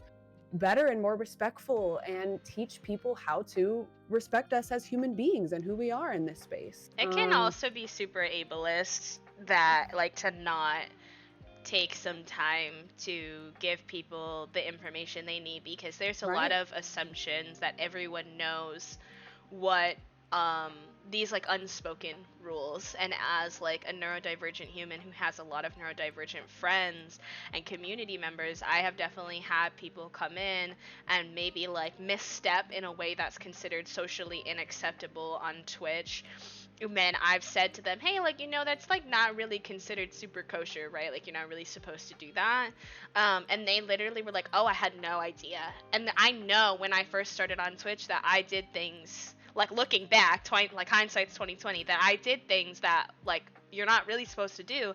And I had no idea that I was offending somebody or like frustrating them with how I was interacting with the space, and nobody bothered to tell me anything. They just got upset with me and like got distant. And I'm like, that's really unfair, because you're setting people up for failure if you're asking them to like answer to rules. So you're contributing to the problem by not communicating your needs. And it's again that emotional immaturity, right? Like people in your life are not mind readers. Right. That includes your community members, that includes fellow content creators, that includes your friends, your family. Like, they're not mind readers, and if you have a need that's not being met, or if someone's doing something that makes you uncomfortable, you cannot just expect them to just know that. Like, is that nice when someone can just kind of figure it out and read the room? Cool, yeah, it is, but not everyone can do that. And so I think you have to like say, like, hey, don't do that, set that boundary, communicate that boundary, and then when the boundary is overstepped, that's when you grab the band hammer and just like bye, like, right. But if you've never communicated that boundary with them anywhere, and then you're like so frustrated, like you're kind of misdirecting your energy because they don't know that that's a boundary for you. Yeah. I want to go back to something that you said. You said, like, have you reached out to that person that you have that issue with, right? I have struggled with that for months, because I think that's also two-sided. Like, I feel like I could also be reaching out, right? Whenever you do have issues, or I know that somebody has an issue with me, and then I've done that, and that person, like, straight up bashed, straight up told me all about myself and my community, and how, like, people brown nose me, people do this, people do that, or, like, I'm just elitist, or whatever the case may be. But the funny shit is like, it goes two ways to have emotional maturity. Mm-hmm. I reached out to you to have that conversation. If you can't see that as me trying and me being better from whatever situation may have offended you, then I don't know how to help you. Mm-hmm. And like Megan said in chat, a lot of people are not professionals. A lot of people are just content creators, but rarely are motherfuckers professional content creators. Okay, when are you tweeting that exact line so I can retweet it really fast? Thank you. I'm gonna tweet that right now. Do it. I think this is something that our next guest, I think Blizz has actually tweeted about this before and spoken about this, and I think that it is okay to be I think Blizz said, a streamer versus a content creator. Like, it is okay if that's who you are, but to step into someone's space who is doing this professionally, who is doing this on maybe a career level, like, you do have to come into that space differently, because they're coming at the perspective. Use the business email. Use the business email. Use the business email. Like, like so many, and like also, if you are gonna consider yourself a professional, then you have to do professional things. You need to pitch yourself. You need to create a resume. You need to like be prepared to present collaborations. And I get a lot of people who DM me and they're like, "You want to collaborate sometime?" And I'm like, "I'm down. What do you want to do?" And they have nothing. And I'm like, "Okay, now you're just telling me all you did was look at my numbers and my content and you like it, which is great, but like that gives me nothing." Send me a professional email, a professional DM. If we know each other, like, you can send me a DM, it's fine. But, like, and present an idea of what you want to do. Because I get this feeling that sometimes people feel like I'm not open to collaborations. I am, but also, if you're the one presenting an idea of a collaboration with me, then the onus is on you to tell me what it is you'd like to do. That is a symbiotic opportunity for us to both work together. Mm-hmm. Oh yeah. And some people just don't move. They move like people are only as if people are their friends. And there's a difference between friends and collaborators, and you can be both. You can 100% Yeah. be both. But be clear on what is the offer right now and what is the relationship and because it gets people hurt when you present it as a friendship and you really just wanted to collaborate, and vice versa. You don't find the success of the collaboration you're looking for if you're acting like it's a friendship thing when it is supposed to be a collaboration. Like all of it. It just Listen, becomes a man. mess. It's crazy to me because here's the thing that a lot of motherfuckers don't realize in this space. Just because you're my friend doesn't mean I gotta have you on my channel. Doesn't Mm. mean that you match my vibe. Doesn't mean Right. that you match what I want people to perceive me as. Mhm. I am different online than I am offline. And that's not to say like there's a drastic difference, but like when I'm gaming and shooters, I might say a little one or two things that I wouldn't say if I was live.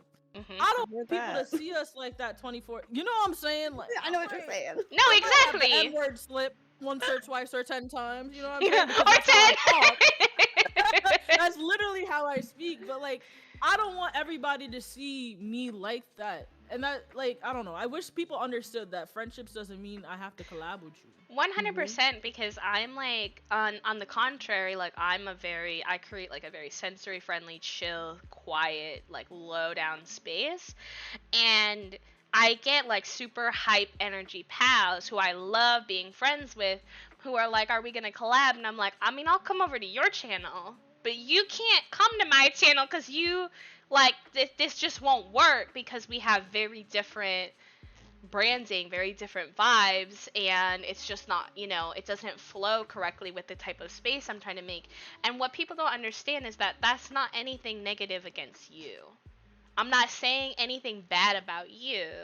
It's just that, as Jupiter, as Ace mentioned before, we're being professionals. We're curating a space in a very specific way, right? Mm-hmm. And that this collaboration isn't beneficial to both parties. And a collaboration should be symbiotic, it should benefit both parties. Um, and so, yeah, I, it's the lack of professionalism in the thought process. There's no strategic thinking happening from a lot of these folks, unfortunately. And I just want to tell people like it is okay to be friends with someone, to be friends with other creators and not vibe with their content or not want to do the same thing as them. That is completely okay. We are all different in this space. That's what makes this space beautiful because there's something for everyone to watch, for everyone to identify with. And there's no way for us to all be the same, or how boring would this be, so don't get offended when this Exactly. happens, like I am friends with so many people on Twitch. I love everyone so much, but I can't watch everyone's streams. I No. only have so much time a day, That and I part. also don't like everyone's content, but that's okay. It's not content for me. They are creating it for someone else, and Exactly. that's valid. Like, That I part. play the majority Sims. I am aware that I have pals who absolutely love, adore me, support me, encourage me, retweet my shit. They don't watch The Sims, and that's fine. You know what I mean? Like, and that Hmm. isn't anything negative against them. And I have people who come in and who are like, "Oh my gosh, I'm so sorry. Like, I've been following you on Twitter for so long, but I never followed you on Twitch." I'm like, that's follow for follow mindset. Like, you don't have any obligation to me to follow me on Twitch if my content isn't for you. and that's okay. I don't want you to boost my numbers and follow me if this is not content that you are going to enjoy sometimes. Please don't do that. Like, that's actually not helpful to me at all, even though you might think it is. I wish people knew that, because the thing is like having over 1,000 followers doesn't mean my average viewership is where it needs to be. So Mm-mm. I don't give a fuck. I could have 75 followers. If those 75 motherfuckers show up and I hit partner, I'm gonna be much happier than if I have 1.5k and only 9 people are showing up. You know what I mean? Exactly. And also on the point of like not taking offense to certain people is also don't take offense to when people leave your Discord. Like, Mhm. don't take offense when people are not engaging in conversations with you in your Discord. I used to take a lot of offense, but it was also strategic too. Certain people left to because they have issues with me, with Yeah. who I am, not just my content, and that's fine too. But I just want to make sure that people realize that if people don't fuck with your vibe, they don't fuck with your vibe. But there's other motherfuckers that do. Mhm. Mhm. Mhm. That's right. There are more Absolutely. than enough viewers. There are more than enough people in this world. Like, we do not have to have this scarcity mindset. And I know that it's so easy to get caught up in that. And I have gotten caught up in that multiple times, before, and I probably will again. So it's normal to have those feelings, but it's just a reminder that, as B and I always say, community over competition. Like, this space is for everyone. There is enough room at the table for everyone. So just support who you want to support. Do no harm, but take no shit. Like, you got to just keep Yeah. doing your thing day in, day out, and just put love out into the world. I think too, like, recognizing that when you do that, when you put this expectation on your friends, on other content creators who are your friends, you're kind of like setting, how do I explain what I want to say? Like, you're kind of asking them to watch Twitch as a Twitch streamer, while also like kind of judging people, because I feel like there's two sides of this coin. Like, people will be like, I can tell when someone comes into my chat and they're there only as a streamer versus a viewer, but those same people, like, will be the same people who will be like, oh, but you don't support my content. It's like, okay, but like, let me watch Twitch as a viewer, and the people that I want to watch as a viewer are different than necessarily the people I support as a fellow content creator. that's right. Like, there's two different sides of the coin. So there are people who I can sit down and watch their full 4-hour stream, 6-hour stream, because that's content for me as a viewer, having nothing to do with me as a streamer. Like, I just really enjoy their content and the way that they engage on their platform. um but putting that pressure on me or putting that pressure on someone else to like support your content is like kind of, you're setting yourself up for failure, because that person's not there to watch you as a part of your community. They're then there to watch you as to support you as a content creator. And I feel like that doesn't really benefit you, because as soon as you do hit partner, this is why we see, this is when you get friends who are partnered, you learn this is why you see people who get partnered and then they lose their entire viewership or like a huge chunk of their viewership, because they pressured their friends, their content creator friends, into watching them as like support for their content and not as actual viewers and actual community members. And as soon as they get the purple check, they're like, oh, okay, like, you don't need me anymore. They were never there for your content itself. They were there to support you as human, which is cool, right? Like, I appreciate like the energy, but what they like, bigger picture, that doesn't help you, because that's not an Mhm. authentic community you're building. It's like a temporary community to help you hit a goal, and then what are you doing after that goal? What's beyond partnership? Because I think most content creators on this platform have no view of what is beyond Twitch partnership. And I've been thinking about what's beyond Twitch partnership for me for since the beginning of time. Right? Like, that's the middle of the road. That is not the end of your journey. And it's difficult because, I mean, this is the way that it's set up, these goals that we have to reach on this platform. It's easy to get caught up in that mindset because we think, okay, I'm going to start streaming, I'm going to hit affiliate, and then I'm going to hit partner. And then it's like there's nothing after that structurally. So, Then it's up to you. And that's the right. gig. No, it is. It is. Yes. If you deserved your partnership, if you got it the real way, you're probably at that more professional level, and it's time for you to start making your own goals. But people aren't. They're not ready for that. They're not thinking. There's, again, no strategic planning happening in in these noggins of folks, unfortunately. Also, the thing about being someone that chooses to use advocacy on their platform, because for me, Twitch partnership is no longer the end game. For Hmm. me, it's to have a community that engages in political conversations and views, and it like helps people grow. Whether or not I Hmm. get Twitch partnership, that doesn't I don't care. And I realize that as somebody that chooses to take that route, Twitch partnership may take longer for me or may not happen for me because I stand up and stand against things that Twitch does, right? Yep. And that's perfectly fine because again, all I want to do is empower people.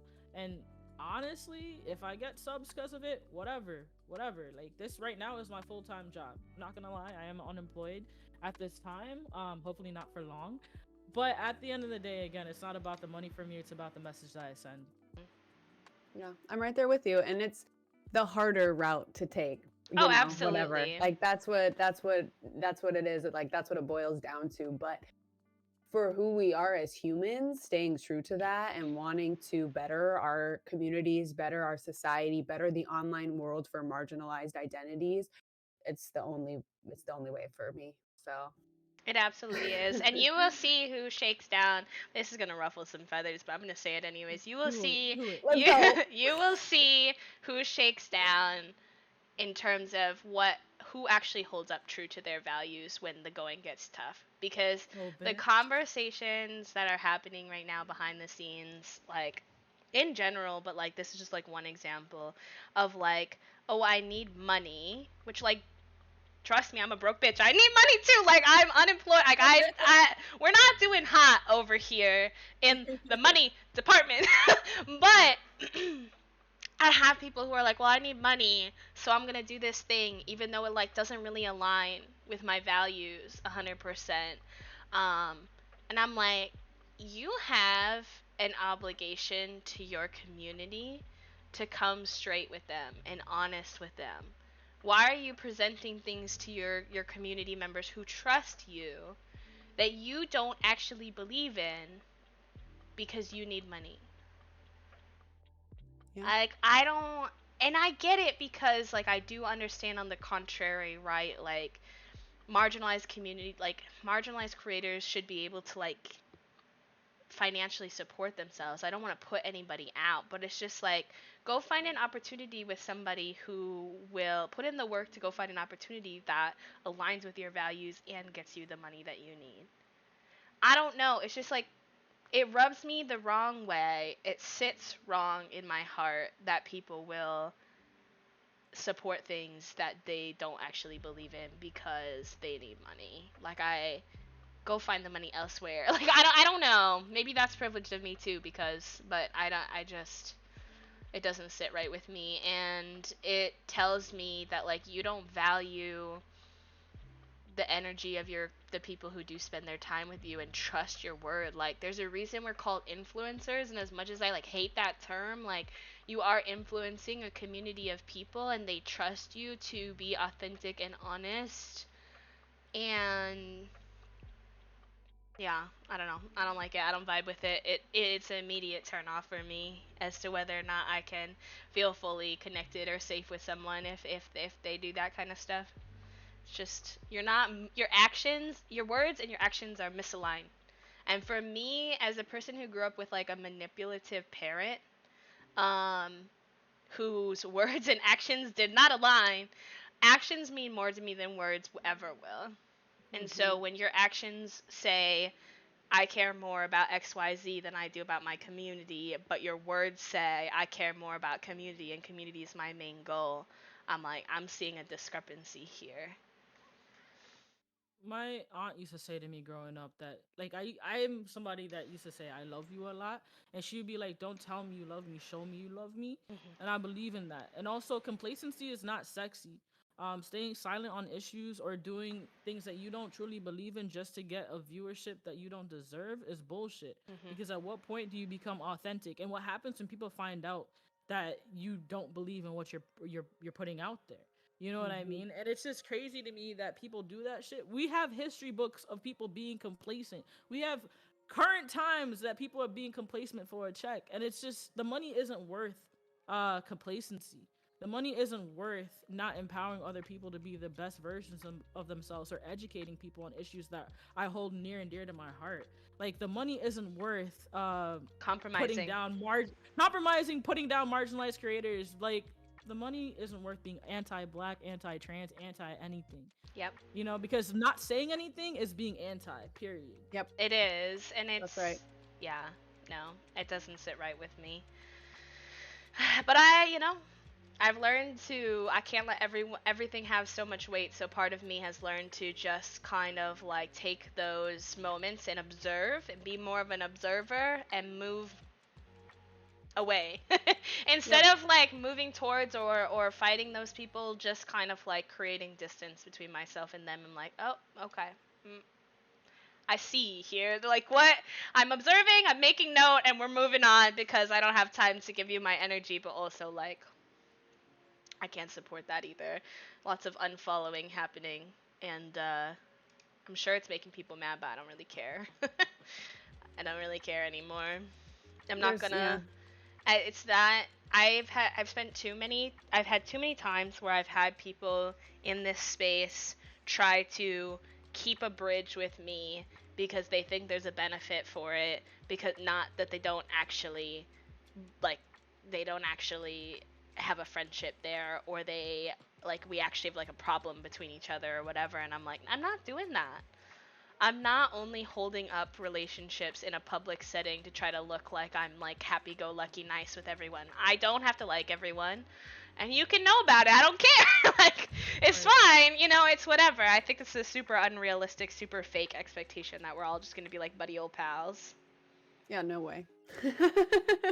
B knows I have very strong feelings about this, and people. I have had community members ask me before, and I've had other creators reach out to me before and say, like, it. What do you do in a situation where someone is silent or someone is not calling out toxic behavior? And I just tell them, like, I used to spend so much time and energy, like, trying to go to that person and say, like, what's wrong with you, can't you see how this is hurting, like, whatever. But I don't think it's worth it anymore. I tell people, if you do not vibe somewhere, you are free to leave and never speak in that space again. Like, and there's nothing wrong with that, and it will probably be more beneficial to you at the end of the day, Yeah. because we're in such a time where we do see people who are staying silent, especially Mhm. other creators on this platform. And it's not like, this is such a huge event. Obviously, there's a lot going on right now, but it's not like this isn't going to be the first, this isn't going to be the last. Like, this is what it's like to be who we are. We've been fighting this fight our whole lives. It looks different, a little different every time, but at the basis, Yep. we've been fighting for the same thing for years. And if you can't take time out of your day to speak up, to call out this behavior, then all right, I'm out. Mhm. Yep. And I think it depends on what kind of relationship you have with that person, because I think ghosting can also be toxic if you do value that person in that relationship. But if I barely know you, Mm-hmm. I don't care. Like, I'm not giving you my time and energy. Like, I'm just gonna scoot and move on. Like, oh, Mm, okay, that person's not for me. right. I like that you said that, Jupiter. Like, the fight all is different, looks different, but it's the same concept. Like, we're Yep. all just fighting for freedom. Yeah. Like, and that's been happening for centuries at this point. And it's kind of annoying because it's like, yeah, people are silent. Well, actually, what I had to learn was that sometimes people are silent because they don't have the spoons, right? And that's also a fair True. thing. Like, sometimes you don't want to talk about it. Like, to be honest with you, I don't think I said much on the whole Blizzard thing beyond just saying I stand against it. Mhm. Because I was tired of fighting. I haven't said nothing on my page about the hate raid. Granted, my page has only been back for like 12 hours, but like, Still. at the end of the day, it's about the fact that people already know where I stand, regardless Yes. of what I Exactly. say on every issue. Um, Exactly. It becomes performative if you go to the other extreme end of the spectrum, right? Like, I mhm, I also shouldn't have to just like you can also see. I think this is another thing. something I appreciate about both of you and some other content creators that I feel very connected with is that you can also tell who only comes out to say something when there's something going on. And that shit is exhausting too. Because I can tell Mhm. you're just trying to gain traction from this movement because you perceive it as a way for you to grow, and or you do agree with us, but you're not putting in the work behind the scenes to actually do anything about it until it's like shoved down your neck again. And it's like, okay, well, it's very interesting and very telling who only says anything about this with their platform when it's popular conversation. And so that relates very closely to what you're saying, Ace. Like, people know how I feel about these things because I talk about this every day. Every damn day. Like, on my streams, on my Twitter, wherever I am, like, aspects of this are bleeding into my content. Um, all of the time. And so it's not even a question of what I stand for. And if it has to be a question of what you stand for, what are you doing wrong? If those, you know what I mean? Like, if you have to clarify every single time that something goes awry, I stand for X, Y, and Z. We should know that already. Mhm. And it's and beyond that, to me, it's like if you, we are more than just whenever a big event like this happens. If you're not in there supporting us on the day to day, on our joy, on, you know what I mean? Like, that's where I really see it. Where I see people come out of the woodworks for the Yeah. hashtags, for whatever, and it's like Cypher I said that the other day. Like, if you're yeah. following a bunch of people right now, like, good on ya. Like, you know, but as soon as this shit dies down, if you're just gonna leave, then leave now. Mhm. Because you're not You gotta helping be me. about it. That's all I gotta say. You gotta really be about it, okay? Because this is our lives. This is our livelihood. This is who we are as humans, and it's beyond just an event that's happening on Twitch right now. It's exhausting. You know, you see people, you know, marginalized content creators put out their content and the work that they're doing, or something happy happening in their life, and it gets no traction. And then you see them talk about any of this shit, and then it gets like hundreds and hundreds of retweets and likes and everything. And it's like, I'm a logical human. I do understand that part of that has to do with the fact that a tweet about something related to like marginalization is applicable to many people, so then they retweet it because they're like, oh, I resonate with that too. But it's also Mhm. just like, we are not trauma porn for you, and I'm tired of being your trauma porn. Like, you feel good because you retweet, you know, marginalized content creators like perspectives and experiences with hate, but I'm not your inspiration. I'm not the thing that makes you feel better about yourself. You know, that's exhausting all of the time. Like, I remember when I got posted to the like trans hate page, there was like way more people in my chat that night than anyone else because they wanted the tea, right? Like, they wanted to come see me talk about it. They wanted to come see me be emotional. I literally sat there and I was like, this is really fucking weird. You realize that, right? Like, sitting on camera right now is really, really weird because I know a bunch of you are only here. And this is gonna make some of you mad and some of you are gonna leave, right? At that time, that's what I said. But, like, I know a bunch of you are only here because you saw what happened. And, like, I get it, you want to be supportive, but it puts me in a really strange position because you're not here for my content. And as soon as I left the Just Chatting page and stopped talking about what happened and moved into my content and into the gaming, they left and Right. just proved my point, you know? And so it's just a lot to navigate. We talk about it every week, but it still continues to be one of the most annoying things in existence about being a marginalized content creator is the people who come out of the woodwork just to use us as a way to feel better about themselves. That part bothers me, but it's also the marginalized content creators that gatekeep bullshit. Like, or not even just silent, but like hmm, hold on. A lot Mm, of marginalized creators will are performative in themselves. true.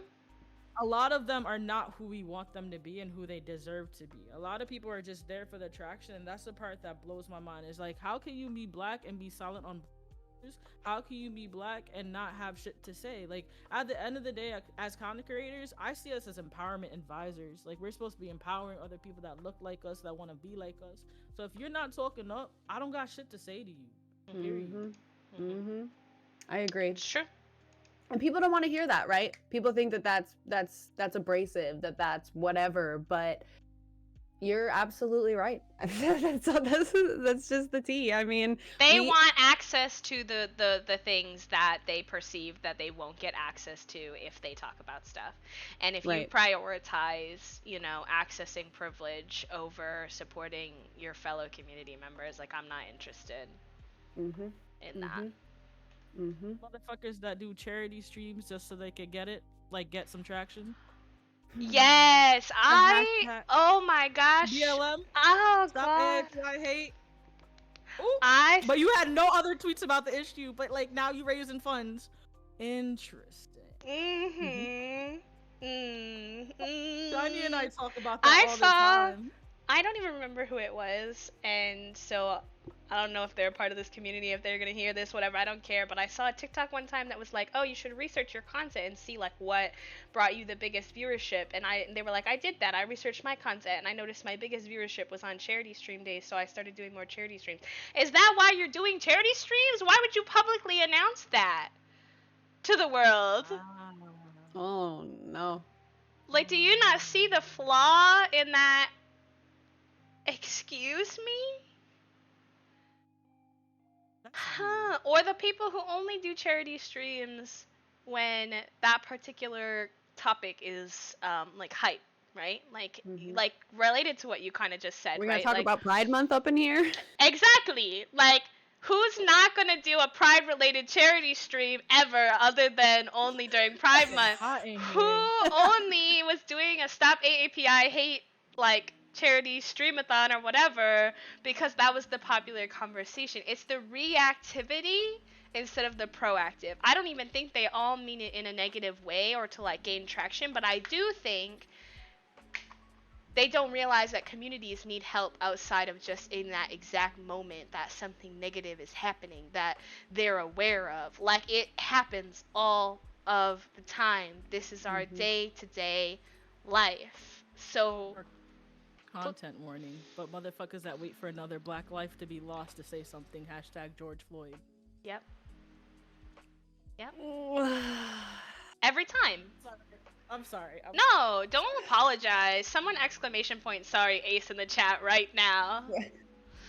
Like you're right, Ace. You're absolutely right, and it's difficult. It's difficult to navigate these things for us because we see it, and I don't know what to tell people other than they should care about every human being that is on this planet. I don't know how to get that through to people, and that you should care about people every day, and that you should be in there supporting them, whether it's good, whether it's bad, whether it's joy, whether it's oh, yeah, Eva, that Eva said in chat, right? Or when you talk about it outside of those moments and people are like, why are you crying? Nothing's happening. Like, what do you mean? It's happening every day in every interaction we're having in our day-to-day lives. Like, I think some Twitch streamers think that this stuff is only relevant to Twitch, maybe because they don't live it in their day-to-day life, but I'm like, a lot of us are community organizers IRL. We're in these spaces in real life doing work. It's how we interact with people in the companies that we work for. It's the advocacy we're doing in the spaces we exist in outside of Twitch. And so it's just like this is nothing new to us. This was nothing new. These kind of advocacy movements were movements I was like things I was a part of for years before I even knew now. Twitch existed. Before I knew Twitch existed, exactly. This is a new platform that I'm advocating for the same shit that I advocate for in every space I've ever been in, anywhere. Yeah. And do we forget that there's people not in Twitch, not in the United States? Like, there's a lot of people out there going through shit right now. Well, we have the blessing to be here on this platform to be able to talk about it, to try and help them. Like, we need to see the world as this bigger picture. We need to see the world as it actually is, or we're never going to get anything done.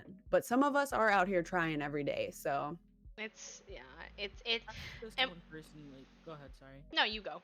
You go. I had this one person come in, like, not come in. They subtweeted me a couple months ago, and they were like how these bigger streamers are tweeting about all these issues, but I'm not gonna tweet about them because I only have like one follower. Well, yeah, I had that too. And I'm me, and I'm again from New York, so I got a nasty attitude. So I commented with the eye emojis, and I was like, "So what's up? Like, say what you really want to say." And they were like, "Oh, I knew you were gonna respond." I was like, "That's crazy," because I never bring this New York energy to my timeline. But like, let's talk about it. And they're like, "Well, you have all these followers, you have over 1,000." I'm like, "And you have 500." And I was like, regardless That's of a the lot of fact, if people. that's a lot of people, and even if you had one follower, you're like, you never know who the fuck is gonna retweet it, who's seeing it, who's gonna like it, because people engaging with that one tweet shows it on other people's shit. Like, oh, all these people Hmm. like that one tweet. Like, I feel like they think bro, we just magically acquired a platform, like pulled it out of our ass. Like I don't really think. Do you? How do you think? that part. How do you think we got here? It was by setting a foundation and talking about what we cared about when nobody was watching, and your character is about what you do when nobody is watching, That right? part, B. So, like, it doesn't matter how many people you have following you, right? You are still setting a foundation for what you care about in that space and what matters to you. It's the same thing I tell smaller streamers who tell me, B, I really want to do a charity stream because I care about XYZ organization a lot, but I don't think like I'm really going to get a lot of money, right? And I'm like, it doesn't matter. It's not about the money. It is about what you care about and setting that foundation for your space that this is what you expect to happen in this space moving forward. This is the goals we have. This is the trajectory we are on, which is one that cares about these issues, one that wants to help support these issues in a very tangible way. You can raise Hmm. $10. You still Right. told every single person in that chat that that was a value of your space. Hmm. And the money adds up. The money adds up. If every person out there is donating $10 to these organizations, look how much money that is. Like, I think my Part. first charity stream I ever did, I think we raised $75. You know, maybe I had 10 viewers. And I was so proud of that. Like, look what we came together and did. I couldn't donate that myself at the time, but we came together and we donated $75. And I got a thank you card. I got like they are so incredibly grateful for anyone who's choosing to support them because all of it counts, all of it goes together for the greater cause. No one should ever be disheartened to do a charity stream. Literally every dollar counts, and setting that foundation, setting that bar of what you believe in and where your community stands is priceless. Absolutely. I mean, like you said, every dollar changes a life. I used to be that person where like the first time I think I did a charity stream, I got like $95 and I was really upset about it, and it was like for Trans Lifeline. And then I had a conversation with Shiny, and he was just like, "Bro, like you did something. You made a difference. Like people now know where you stand, and $95 of what you raise is going somewhere." And again, like you said, it's about like it's a combination of the monies, right? Yeah. Like Yeah. I did it for mid boss, so a lot of people are raising money. But I don't know. Charity streams make me nervous. I'm on side quests, and I'm supposed to be doing a lot more charity streams. But I want to make sure that when I do them, it's for a cause that I hold near and Yeah. dear to my heart. Obviously, the trans community, the black communities, yes. And the one thing that people need to do is also research, because a lot of motherfuckers are supporting charities that aren't really doing anything Oh, Hmm. with the 100%. money. We need to have a Hmm. bigger, like, we have, 10 minutes, so I'm not actually cracking this conversation open. But something I tried to pull up on the timeline a while back that, like, didn't really gain any traction, but I would really love to have as a bigger conversation is the ways in which, Twitch inevitably supports these huge charities and so much money goes to these charities. But, like, where's the, like, mutual aid? Like, how do we find ways to, like, the systems aren't in place, and I get that, right? There's no tiltify for mutual aid, but like recognizing that these charities are part of systems that are broken, so they are also contributing. Like a majority of these charities are run by like relatively privileged humans who don't actually experience the pain and trauma of the thing that they're actually like supposedly for, right? You've got Hmm. trans organizations not run by trans people, organizations that are supposed to help black people that are not run by black people. Like Hmm. they're mismanaged. They're not properly, the money doesn't properly get to the people you think you're helping, and you feel better about yourself, but you didn't actually do anything. Right. Yeah. Also, don't forget, a lot of people don't know this, but Tiltify takes a hefty fee when you raise funds on their platform. Yes, they do. That's how they run I their know. platform. And I'm not saying I have an alternative, but we should be constantly thinking about these things. I know a lot of people who will take donations via PayPal and then donate it themselves. So that way more of the money goes to the organization or to the individual, or if they're doing mutual aid. And I know that that's not a perfect solution. That's a much more cumbersome solution, but just to even be thinking about these things because it's Having not a little perfect more the way it stands nuance. now. Yeah. A little more nuance because people just act. They see what other people do and they just repeat with no. Right. No thought process, no research, just think a little bit about what you're doing and why you're doing it. That's some all we're asking. some reflection before you just Right. like take action with your space. I also think it's like a chicken and an egg type of thing where people are like, "Oh, I'm not going to talk about this because I don't have a platform." You're never going to get a platform without talking about things. Like I don't How do you understand. think you get a platform? I You got to talk literally about do. something. I literally do not understand. People are like, "Oh, I have like really cool ideas for content, but I don't have anyone to watch them." You got to start somewhere. If you That part. wait until you think you're ready or until you think you have a, you're never gonna make the content. Like I don't understand what they think. Do they think people are just gonna like fall upon them? Magically appear. I don't get it. People Hilarious. are like, I can't do collaborations because I don't have a big enough. How do you think you get a bigger platform to do collaborations? You reach Mhm. out to people. Like, not everything is about your numbers and like what size you are as to whether or not you can have an effect. Um, Right. and it's I don't know.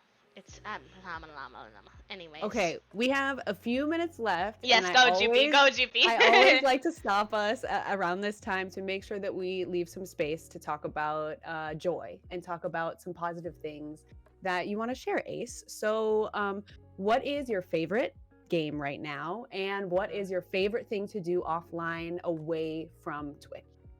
Okay. My favorite game right now is Rogue Company. Mm. It's a shooter game. It's free, but I've spent a lot of money on it because I love the DLCs and all the shit. My God, We I'm obsessed with understand that. that game. I'm very obsessed with that game. So if you ever want to get into it, please let me know because I just played the other day for 18 hours straight. Nice. Um, and then I also like to play like Watch Dogs, Dying Light. The thing that I like to do the most off camera, off Twitch, is gaming with friends, and also vibing with my friends. Like I love talking to Shiny. That any day that I know I'm gonna spend it at least 10 minutes on the phone hearing Shiny's voice is a great day for me. Um, Also recently, the person that I have feelings for, we used to watch like Legendary together and stuff like that. Like just having moments of like quality time because that's my love language. Is what's important to me and that's what's fun to me offline. That's beautiful. Your I was thinking, I your was like, friends are in quality chat. time is the love language here, isn't it? Your friends are in chat, Ace, saying you actually meant to say golf. Oh my god, that's so fucking fake. We started that last night, and none of the balls were doing the things, and all I did was make lesbian jokes. Hey, that sounds fun. It was a lot of fun. Hell yeah. Download Golf It. It's $8.99. It's mad fun. Oh my I'm gonna write these gosh. games down for later so we can game some days. Oh my gosh. No, don't say someday. Hit me up. Okay, I Like, will.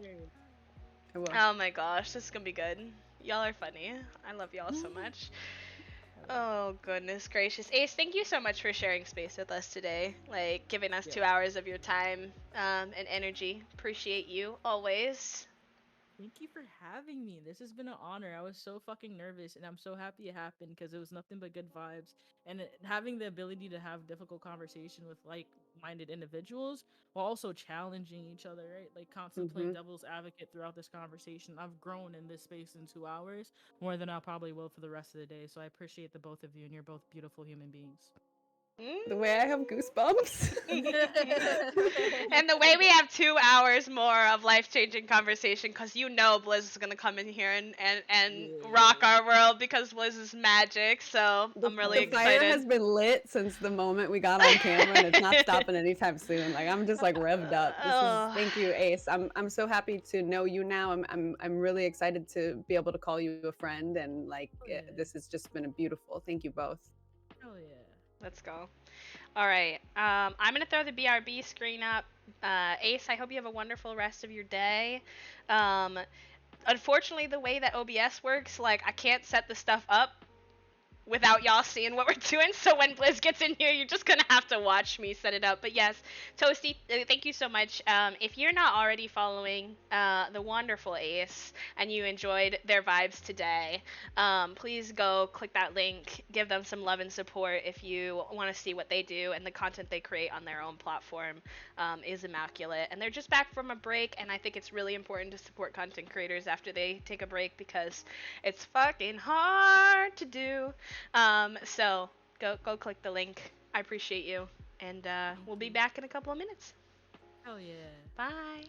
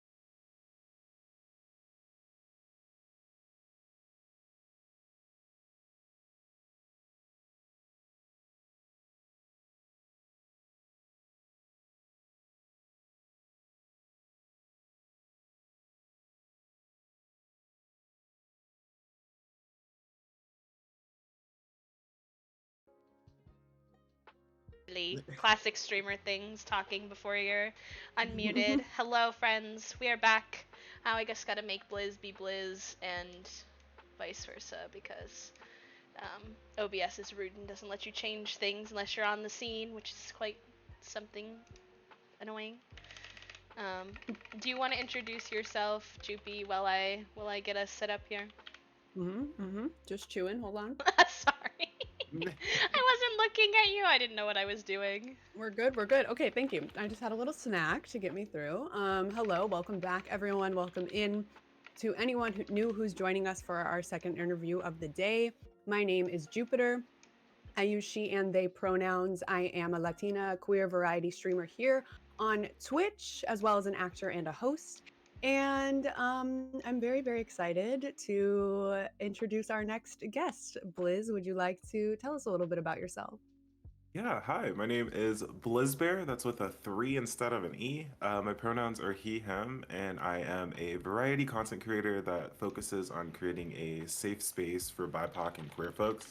So, yeah, that's basically all I do. I like to have a good time and play cozy stuff or just talk a lot. I'm a just chatting main on Twitch, so that's literally all I do. I love that. My favorite is when I join Blizz's streams and for like approximately like 5 hours he says, "No, like I promise we're Like, gonna I'll play a get game, I we're gonna get promise. into the game soon."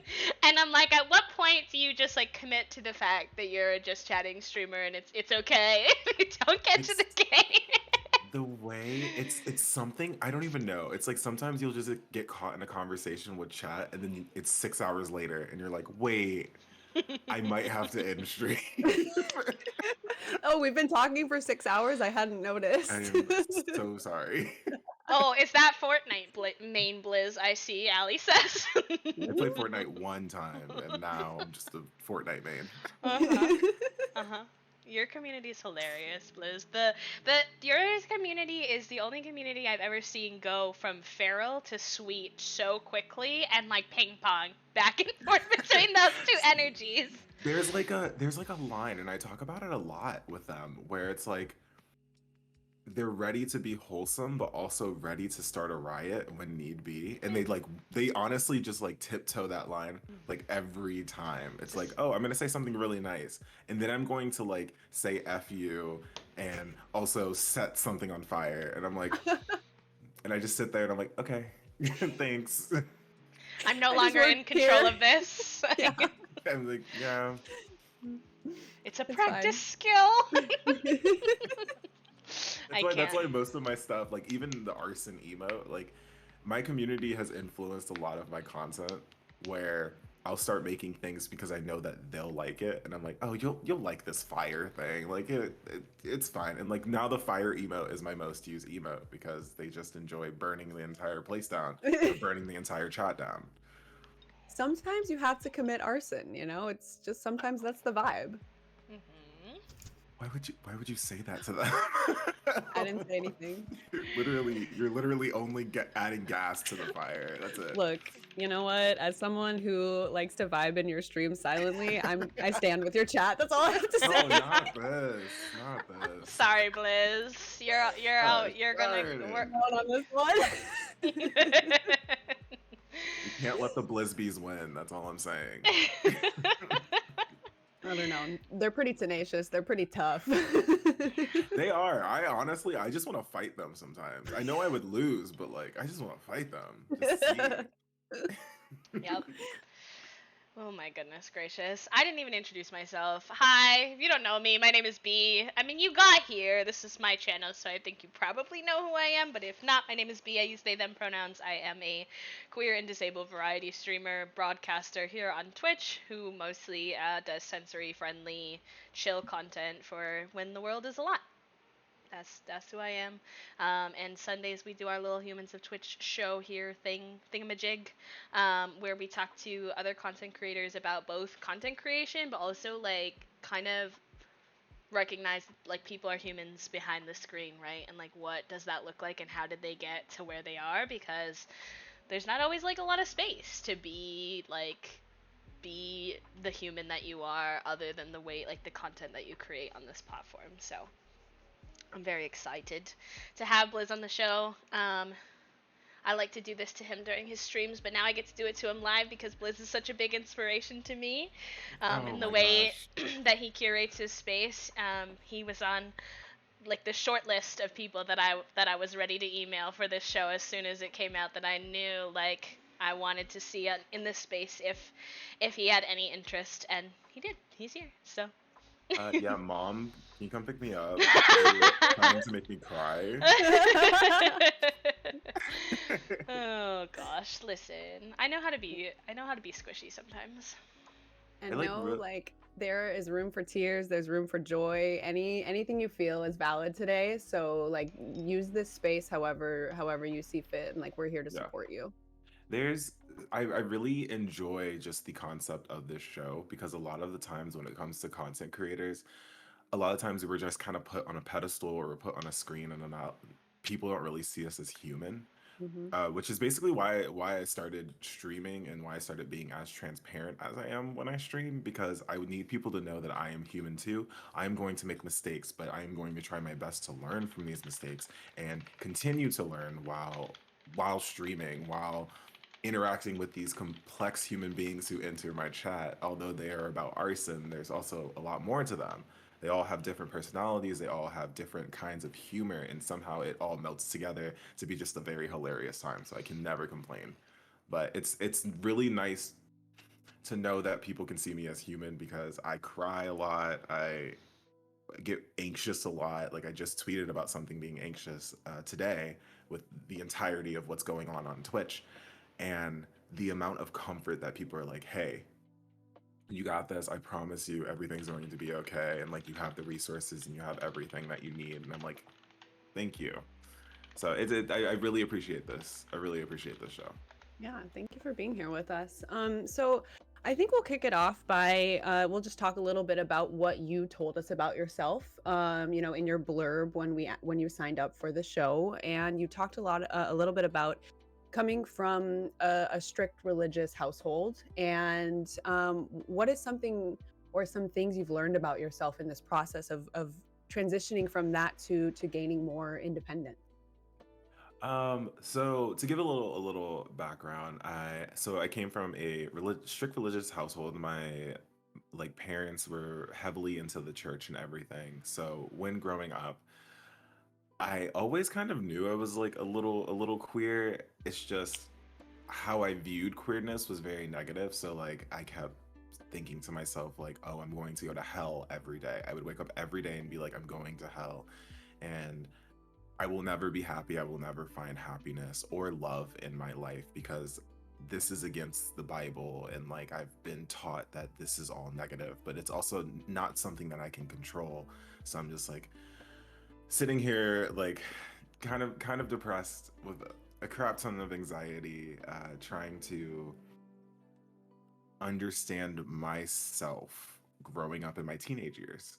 Mhm. And the transition is something that was relatively recent because I ended up moving into my own place with my significant other, June 10th. I was still living with my parents before. I remember like talking to my mother about the whole like, "Hi, I'm bisexual" and stuff, and her basically saying, "I'm just going to pray for you and remember to pray every day because this isn't something that's normal, and I don't want this from like my son or anything like that." And I'm like, that's just very hurtful. It's very hurtful to have your sexuality basically be invalidated every time you walk into a place that's supposed to be your safe space. Mhm. Um, or even like me going to my room that was supposed to be my safe space and it was no longer, I no longer felt comfortable and no longer I felt safe just being there. And it kind of, it kind of sucked because that's where I would spend most of my time streaming is in my house, in my room. And if I'm supposed to be out here curating a safe space but not feeling safe myself, Mm, like Yeah. how does that work? How does that translate? yeah. So there's there was a lot of learning. There is still a lot of learning with me being by myself, but it's not necessarily me being by myself. It's not necessarily me being independent, even though I am being independent. I have a huge community that is ready to just back me up and support me when necessary. And I have an amazing significant other who has been nothing but a shoulder to lean on and everything, and really allowing me to be the best me, allowing me to have my creative juices and everything flowing, and supporting like things like, hey, I just signed up for therapy for the first time in 6 7 years, so like I'm like, okay, we're gonna do this, and hopefully my therapist is okay with me making jokes and coping with humor, because that's exactly what I do. If they're um not, get yourself a new one. Yeah. so I there's just a bunch of little things that I am still learning being independent, and the transition has been something that's been a little scary, but I know I'm not alone in how I feel or anything that I do. So although it is scary, like I got this. Yeah. Hell Hell So yeah. yeah. I think that's the best way of answering that question. Yeah. Yeah. It's perfect. And I remember I became more connected with you right around the time that you were moving. Like I had seen you obviously through mutuals on Twitter, and then I remember you opening up about the move and like, how significant it was for you. And like I was just so I barely even knew you, and I was so proud of you, because it's a really difficult thing to do. It really is, especially when it's family, when it's the only life you've known, when it's a huge change. So good for you for taking those steps to make your your space safe again, because you deserve that. Everyone deserves that. yeah, and it's I see Kiriko's comment in chat. Oh my God, you're processing your childhood trauma and general mental health maintenance, and it's like, yeah, that's what I'm trying to do. That's what's gonna happen. But it was definitely a tough move, and it was definitely a moment of being vulnerable with Twitter, because I posted a twit longer about my entire experience living with my parents and how I was doing things on my own, and I was like basically tired of crying on Sundays, which is a very common lyric in songs. It's just I am so much happier, and I'm hoping that it's like seen in my content that I'm happier. I'm able to do whatever like I want and have the ideas however I want. And it's just, I don't know, it's just a good time. It's just definitely a good time. Proud of you. Like that's oh gosh. I sometimes you like don't even realize how much. I mean, you do know how bad it is, but also like I feel like the moment that I stepped out of my toxic family space, is when I could really realize how bad it was and how much weight I was carrying. Um, once I finally had the space to like process that, because you kind of minimize it to cope, to get by, to get through the day to day. Like it's not as bad as it feels, it's not as bad as I think it is, and then you get out of it and you're like, oh fuck, actually. Yeah. Yeah. That's literally it. Like you try to sugarcoat the entire situation, but like now looking back at it, I'm like, oh, that wasn't healthy. Like I know things Mhm. about healthy relationships. That was not healthy. And sometimes with your family, you're not gonna have healthy relationships. And that's where the whole idea of like chosen family can be a lot stronger than like your like blood relatives. Mhm. You're gonna meet people who impact your life every day, whether you know them in person or whether it's online. A lot of people on Twitch ended up becoming my chosen family because they've been there supporting me since day one, or they're like people who have constantly pushed me forward and towards my goals, and that means so much to me, and that's a lot more than like what some of my family members have done for me. Like Mhm. I personally wish I could share all of my achievements with my like family, but they don't care, and Yeah. it sucks because it's so invalidating, because I feel like I'm doing something really cool and then I'm actually causing a change, and they don't care. They're just like, cool. They don't really understand what I'm doing here and how cool it is, even though I try to explain it, and sometimes you just gotta stop explaining yourself, and sometimes you just gotta keep continuing to move on and do you. Yeah. Also, sorry to get like sappy very early. Oh my gosh. Don't be Oh, sorry. you're No. fine. No. That's why we're here. I mean, these are the experiences that have shaped you, and it's good to be able to talk about this in a space where, no judgment, and you don't have to focus on playing a video game right now. You know, we really want to get to know you, and it's hard to talk about these things. I understand. You know, B and I have different, but you know, similarly, we've dealt with traumas in our life that have shaped who we are today, and just having a moment, having 2 hours to sit and talk about it, hopefully will be like a breath of fresh air for you, and you know, lift some more of that weight off of your shoulders. Yeah, there's. I promise I'll play a game. I promise I'll play a game. I don't know what game, but it's gonna happen. It's gonna be it's Starpoo Valley, duh. Starpoo. Yes. God, I love Stardew so much, and like that's basically how I started my Twitch career, and I talk about it a little bit. I was a Stardew streamer and still a Stardew streamer to this day, and I'm glad that that's the one of the games that I've continued throughout my entire like process of Twitch. It's such a good game. It's an amazing game. I think too about how like I think it's in your like Twitter hashtag of like visibly bi, and like when you talk about not being able to like share your accomplishments with your family, one thing that really resonates with me too is like, how do I share my accomplishments with my family and share my content with my family when my content is so queer? And Oh my they're God, it's not so queer. and they're not supportive of that. So it's like, you know, like this recently during Pride Month, like I got to be featured as one of the Pride creators for Game Rant. Of course I want to show show people that, right? But I'm like, oh, like hold on a second. I don't how can I tell them that I'm excited about this thing? They don't even really know. They don't even really understand my queerness. So they're not really going to get it, you know? Yeah, they're not really gonna understand, and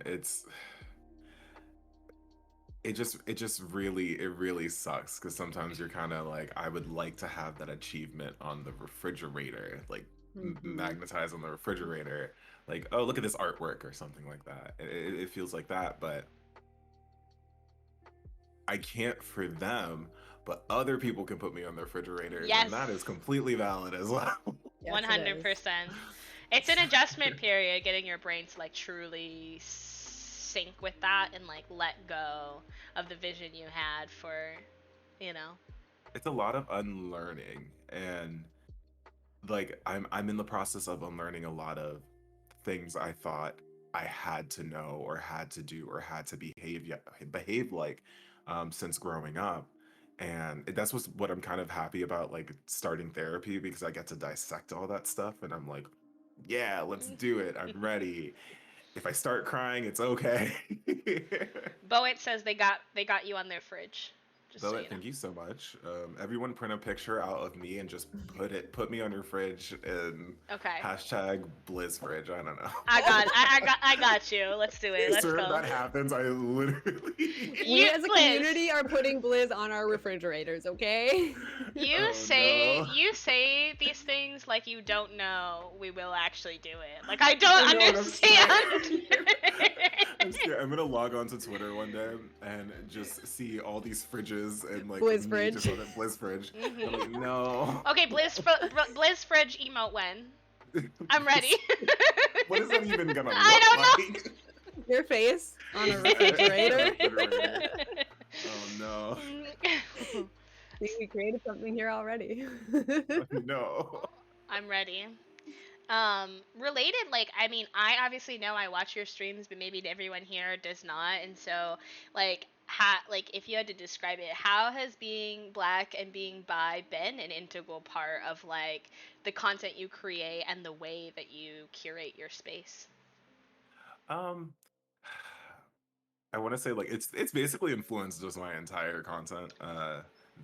There are moments where we are having very in-depth conversations of the importance of representation on Twitch, and how when I came to Twitch, I was looking for people who look like me and identified similar to me. So my first introduction to Twitch was very heavily white cis male, or white straight cis male, and didn't really know that there were like queer creators or like black creators or POC creators. Just I was looking for folks who kind of looked like me, and so I started streaming, and then that's when I started seeing that there were other folks out there who looked like me, who could relate to the experiences, the situations that I had. And it made me feel 100% like, I don't want to say like 100% comfortable, but 100% validated that I wasn't feeling like alone anymore, because where I was living before, there wasn't a lot of people who were queer in my area. So most of the times, like even hanging out with my friends, majority of my friends were straight. So I'll explain situations and they wouldn't really understand it. But when I would go to Twitch and talk to my community about these situations, they would understand it. And it was so validating and also empowering for me to keep continuing, like being unapologetically myself, because I know there are people out there who feel the same way, or who have gone through what I have gone through. So basically with this question, it's honestly always in my content being black, being bi, because I'm the face of this content and I am constantly being bi. Sometimes I ask I sometimes ask chat, like I'll wear like a "Hi, I'm bi" shirt and like be like, do you think they know? Like am I giving off hints? Like maybe there's like, how would you know? Like how would you know I'm bi? I feel how, like, how are they gonna know? They're how not. are they going to know? They're not gonna know. They're not gonna know. No, And it's so a like secret. it's a secret. Then my child will be like, I have no idea. Like how would they know? Exactly. As someone who very much centers my color scheme of all my content around the bi flag colors, I see you and I respect you. And I think that on the flip side of what you're saying, like it was so empowering and validating to you to come to Twitch and do this. But like, think of all the people that you are empowering by being yourself, by Oh, looking I for can't. other I'll people. cry. No, but I'll sometimes you cry. have It's okay. But to. sometimes you have to, because like I'll cry. I am really one of those people, Blizz. Like when I found you, I was like, look at this loudly, proudly bisexual creator. Like that is who I am and that is everything that I want to put out into the world. And like just that connection of knowing that there are other people out there wanting to do that and Okay. feeling the same things, like it is so powerful. And so like thank you for being yourself, and thank you for putting yourself out there, because it really matters. It really I does. don't have a tissue, so I have to use my shirt. I'm so sorry. Okay. I don't have a tissue. So Oh. no, but like, I mean, thank you for saying this. Sometimes I try to avoid that fact, because half the time I just see it just me doing like just doing a thing, or like me pee pee poo pooing around is what I say, because I don't really, sometimes I don't really realize what I'm doing and who's watching and who's being impacted by what I'm doing. But I know people are always watching, and like no matter what I do, like it might influence someone. But it's kind of it's kind of still weird for me to see people be like, hey, like you've helped me like accept myself, you've helped me do this, like I felt comfortable enough to use different pronouns in chat today, and it was really cool, or I came out to my parents today because of this, and I'm like, never tell me that again. Thank you. No, but Yeah. you deserve to know that and to Mhm. hear that and to understand the weight of the impact that you've had in this space, Liz. You know that, Hey, right? yeah, and also I'm gonna tell everyone you made me cry, so Okay, then Okay. that's what's gonna do. Chat, that's they made fine. me cry. I'll Being consider it. bullied. I'll consider it my biggest life's accomplishment. Making I'll write it on my I'm resume. putting it on my resume. Putting it on my made Twitch Bliss Bear resume. cry. On Uh-huh. this day, I made Blizz Bear cry. Oh no. No, but Not it's them saying do it again in chat. do it again. That's all they want from me. Uh-huh. That wants chaos. But seriously though, it does mean a lot hearing like you say that, because that's my motivation to keep on going, no matter the type of shit that I get, or the kind of trolls that I get. At the end of the day, I know what I'm working on, and my goals are more important than the hate that they spread. So it really doesn't like matter to me. It's like people like you all who keep me going in this like platform, and keep me like just in a happy state of mind. So thank you. One more Of gushy course. thing before I ask you another question. I just want you to know, Blizz, your streams are the streams I go to when I'm having a bad day. Just so you know. Okay, but that's not on me. That's not on me because I stream sometimes when I have a bad day, and it's the community who 100% builds me up. I Because know.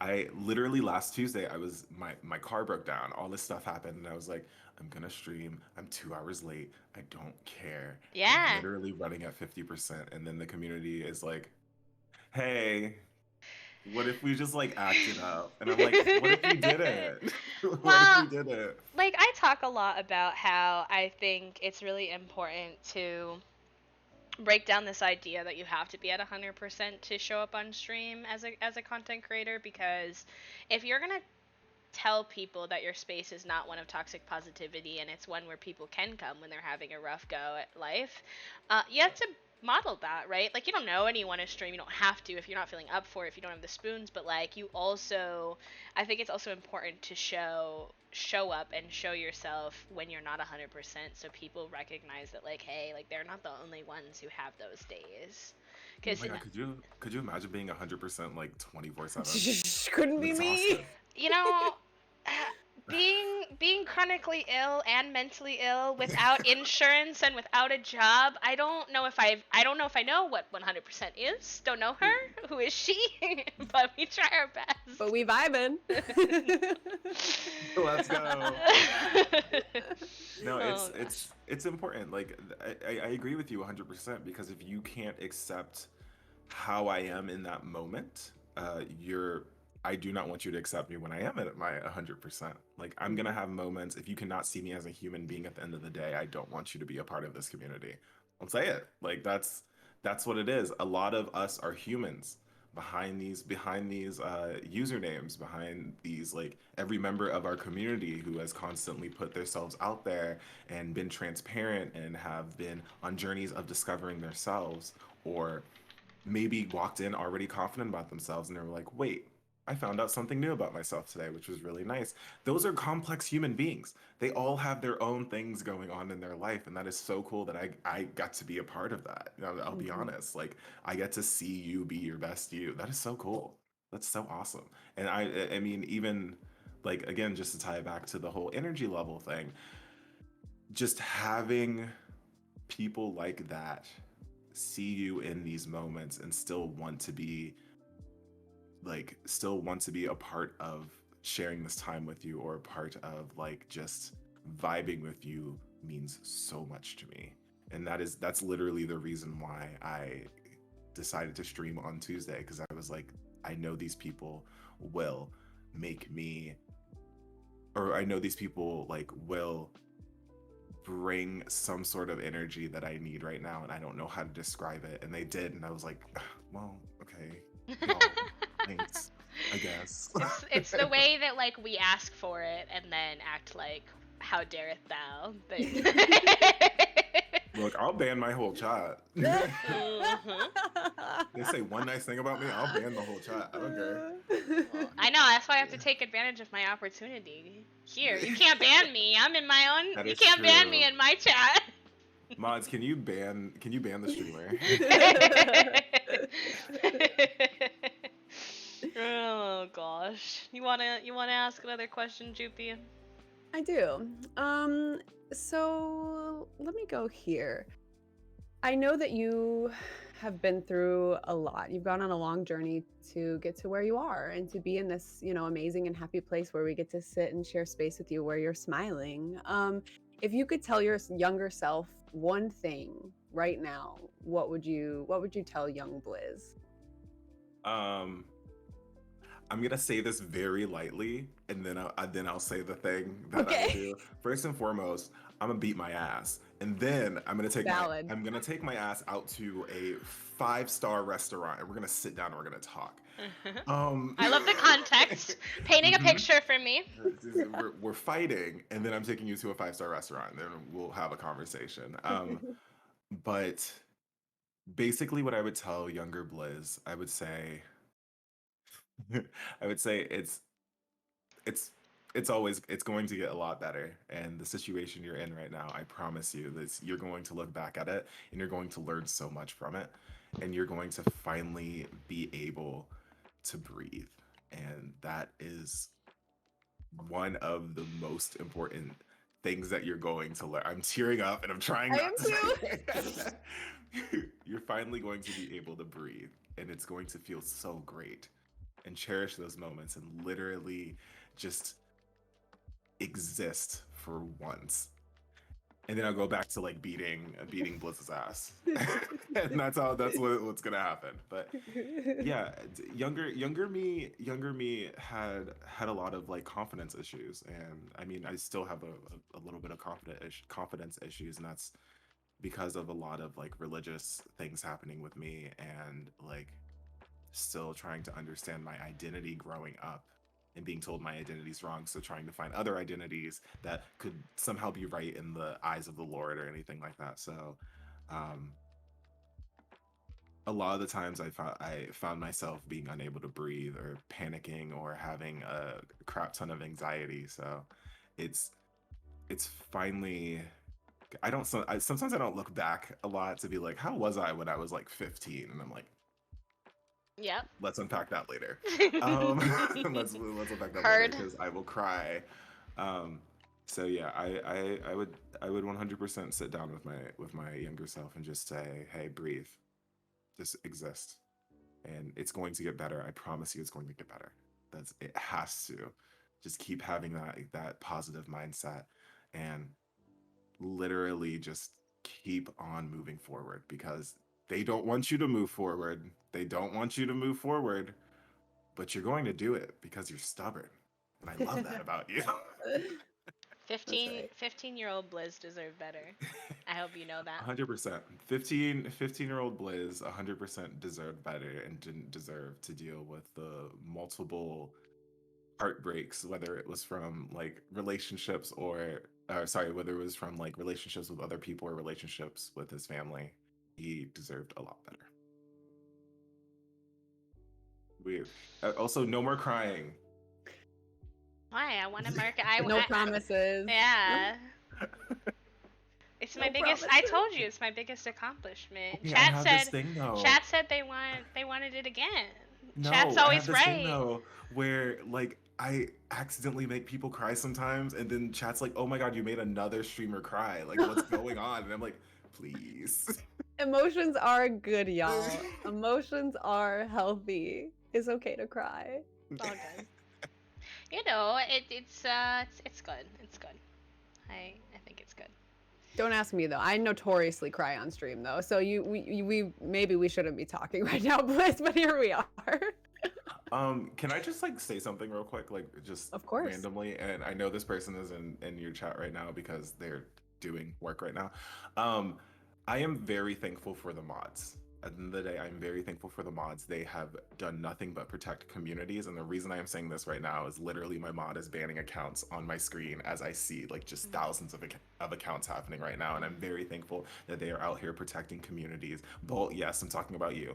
Very thankful that they're protecting communities and just really making sure everyone is safe. Yeah. And it's mod work.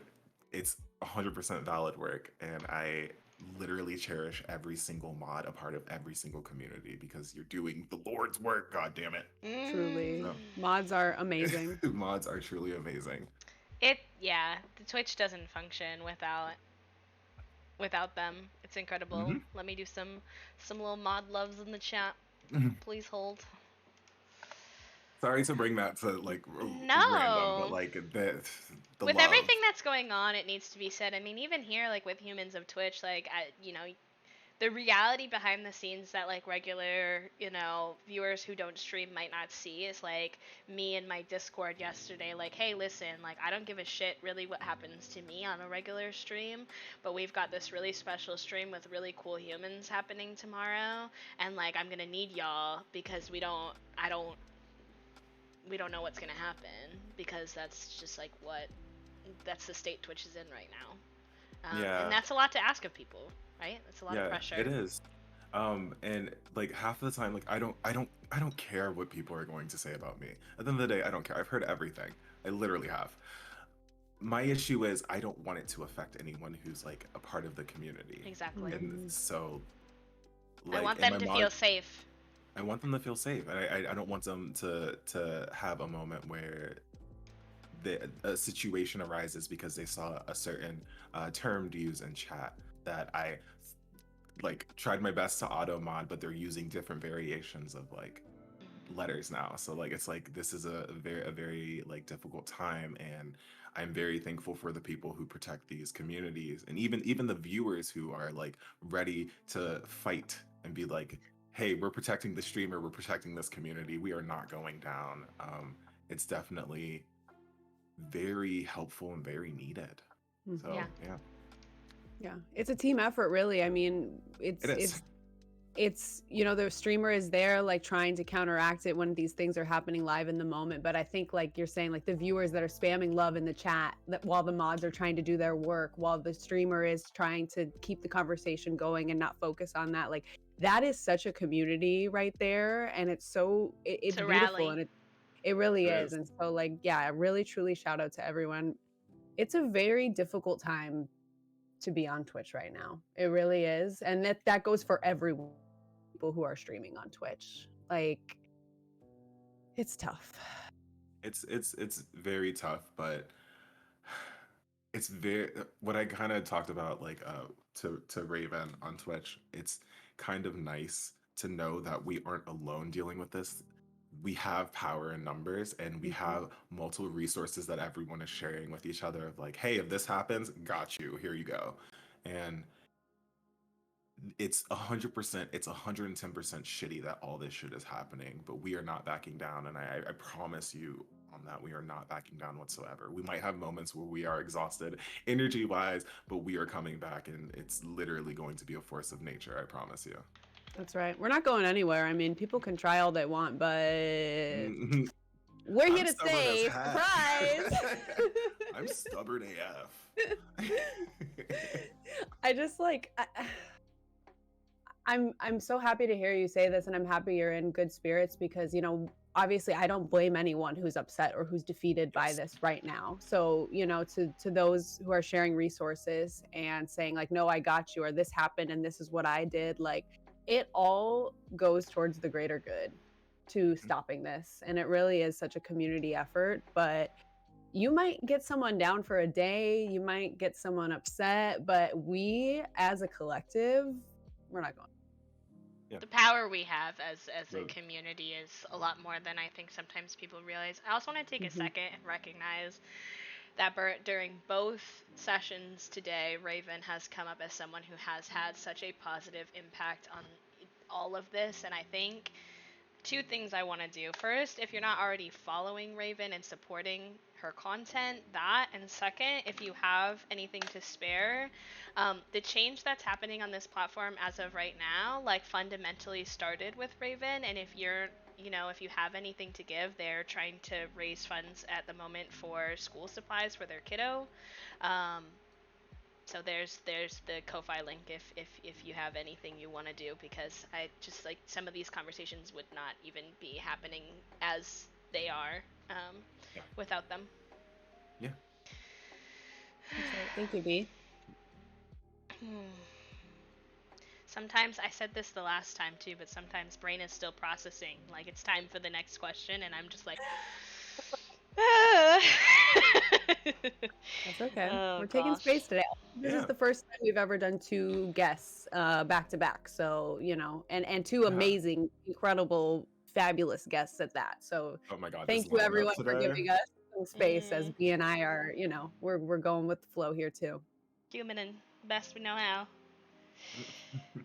We've talked a lot about, people in your life who have been influential to you in maybe not the most positive way, in at least in some aspects. But who would you say has been the most influential person in your life in a positive way? Um, just in general, or like content wise? Just in general, just for you as a In person. general. Excuse me. I would say someone who's been like very impactful in my life would probably be I would say my significant other. Someone who's been completely impactful. When interacting with them, I find myself like I find myself learning a couple of new things about myself every time, or really taking time to look at a situation if there's like a moment of like disagreement, or if there's a situation where I'm like, oh, well, this could have gone better if we did it like this. I am with someone who is willing to sit down with me and talk this all out and be like, hey, um, I'm sorry for reacting in this way. I want to know how to do better. I want to know what are your needs moving forward. These are my needs moving forward. It seems like this is like a 50-50 type of thing, not a one-sided type of giving situation, which has been relationships that I've been in the past, where it's just constantly me giving or constantly them giving. This feels equal, and I'm really happy that it feels equal, and this person is constantly making me think in different ways and different perspectives that aren't my own. And that's really that's been influencing me like a lot recently, because I'm just like, holy heck, Well, and you get to live with you them now, exist. so I bet you get to Yeah. have those conversations a lot more Yeah. even. And it's really cool to also like kind of share your passions with them as well, and be like, hi, I'm really into reality TV. Come watch reality TV with me. And they're like, okay, yeah, let's give it a shot. And now we're like just binge watching F Boy Island as we just. Wait, I keep hearing about this show. Is it great? It's Am I messy. taking the plunge? Oh, I love It's messy. it's messy, and I vouch for no one on that show. And I literally am only watching because it's messy. But it's basically three women try to find love on this island, and there's 12 self-proclaimed F-boys, and then there's also 12 self-proclaimed nice guys, and I hate both of those terms. So I'm just like, Yeah, this both is sound this awful. is this is awful. This is so awful.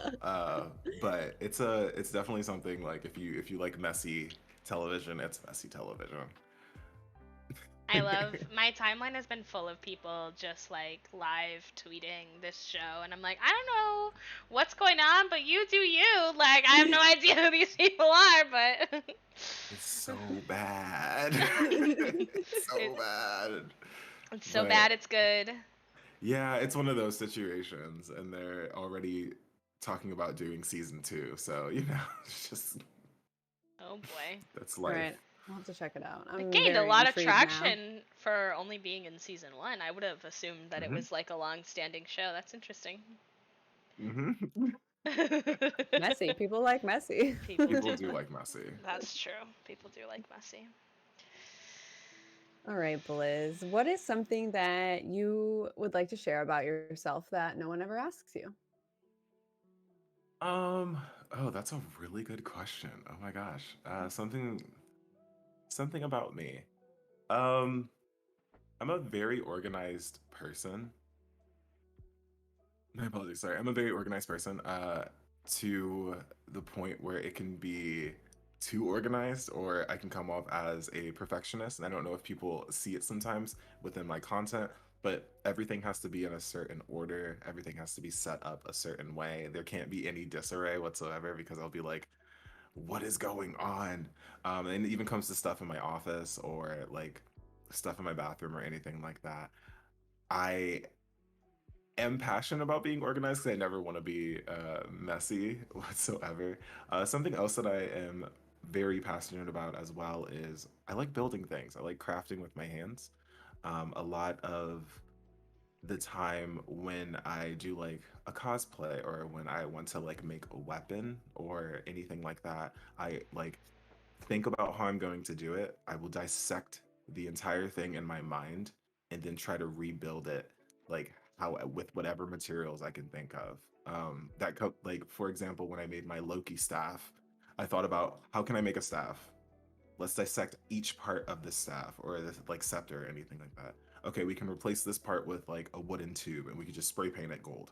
Okay, we can use this for the blade. We can use this for what's the tesseract, I think it's what it's called, in the Blizz is middle. like an engineer in another And yeah, lifetime. it's like you For just like real. see it, and you can like deconstruct it in your head. And one of my mods who I went to high school with, we both did musical theater in high school, and a lot of the times both of us, how we view things in life is, look at it, dissect it, how can you rebuild it? I And love that's that. been something that's been like stuck with us the entire time. Even to the point when I started doing Habitat for Humanity and building houses, a lot of times I would look at something, dissect it, and then build it and be like, okay, I'm good to go. I'm ready. And then people are like, how did you do that? And I'm like, I don't know. My mind just like kind of works like that, where I just enjoy building. I enjoy crafting. I enjoy doing something cool and then maybe taking a picture of it. I don't know. That's really awesome. But I kind of want to get into more cosplay stuff because that in itself is a form of building. You're building yourself into Hmm. a character Yeah. and thinking about like the different parts that come together in order to for you to fulfill that fulfill that role. Because the only thing I've ever cosplay mostly was Arthur and or John Legend. I don't know. They're both the same. Or Loki. And those are like I had so much fun doing that, and the amount of hours it took making Loki's staff, making Loki's outfit, and trying to mimic. I made Loki's horns out of a DiGiorno pizza box, and Wow. yeah, The that I ingenuity. yeah, I was like, oh, I can do this. And I learned how to make horns from YouTube, but using cardboard. And I was like, all I have is a pizza box. We're gonna do it, and it's gonna be amazing. Um, and then spray painted it gold, and everything was completely fine. Just stuff like that is so cool to me, and it fascinates. I get so hyper fixated on just like the entire project, and it's so cool just watching it all come together. And I'm still thinking about the time I made it, like, and that was like 2 years ago. Oh And my I'm like, gosh. this is awesome. I think I can see cosplay as your calling. Like this is, yeah. I look forward to any looks that you're gonna create because I see that Yeah, you think about it from conception, from the idea, every step through, and like that is such a good way to think about. I mean, you're building a cosplay when you do a cosplay. That's exactly what you're doing. So I look forward yeah. to future cosplays. And there's like a lot of creators online too who like a lot of black creators who have been cosplaying, and I'm like, you're killing it. Like Yes. Hmm. Alex Norimaki or Milady Confetti are Yes. literally Who I was just anytime I see thinking their of. stuff, Yep. Yep.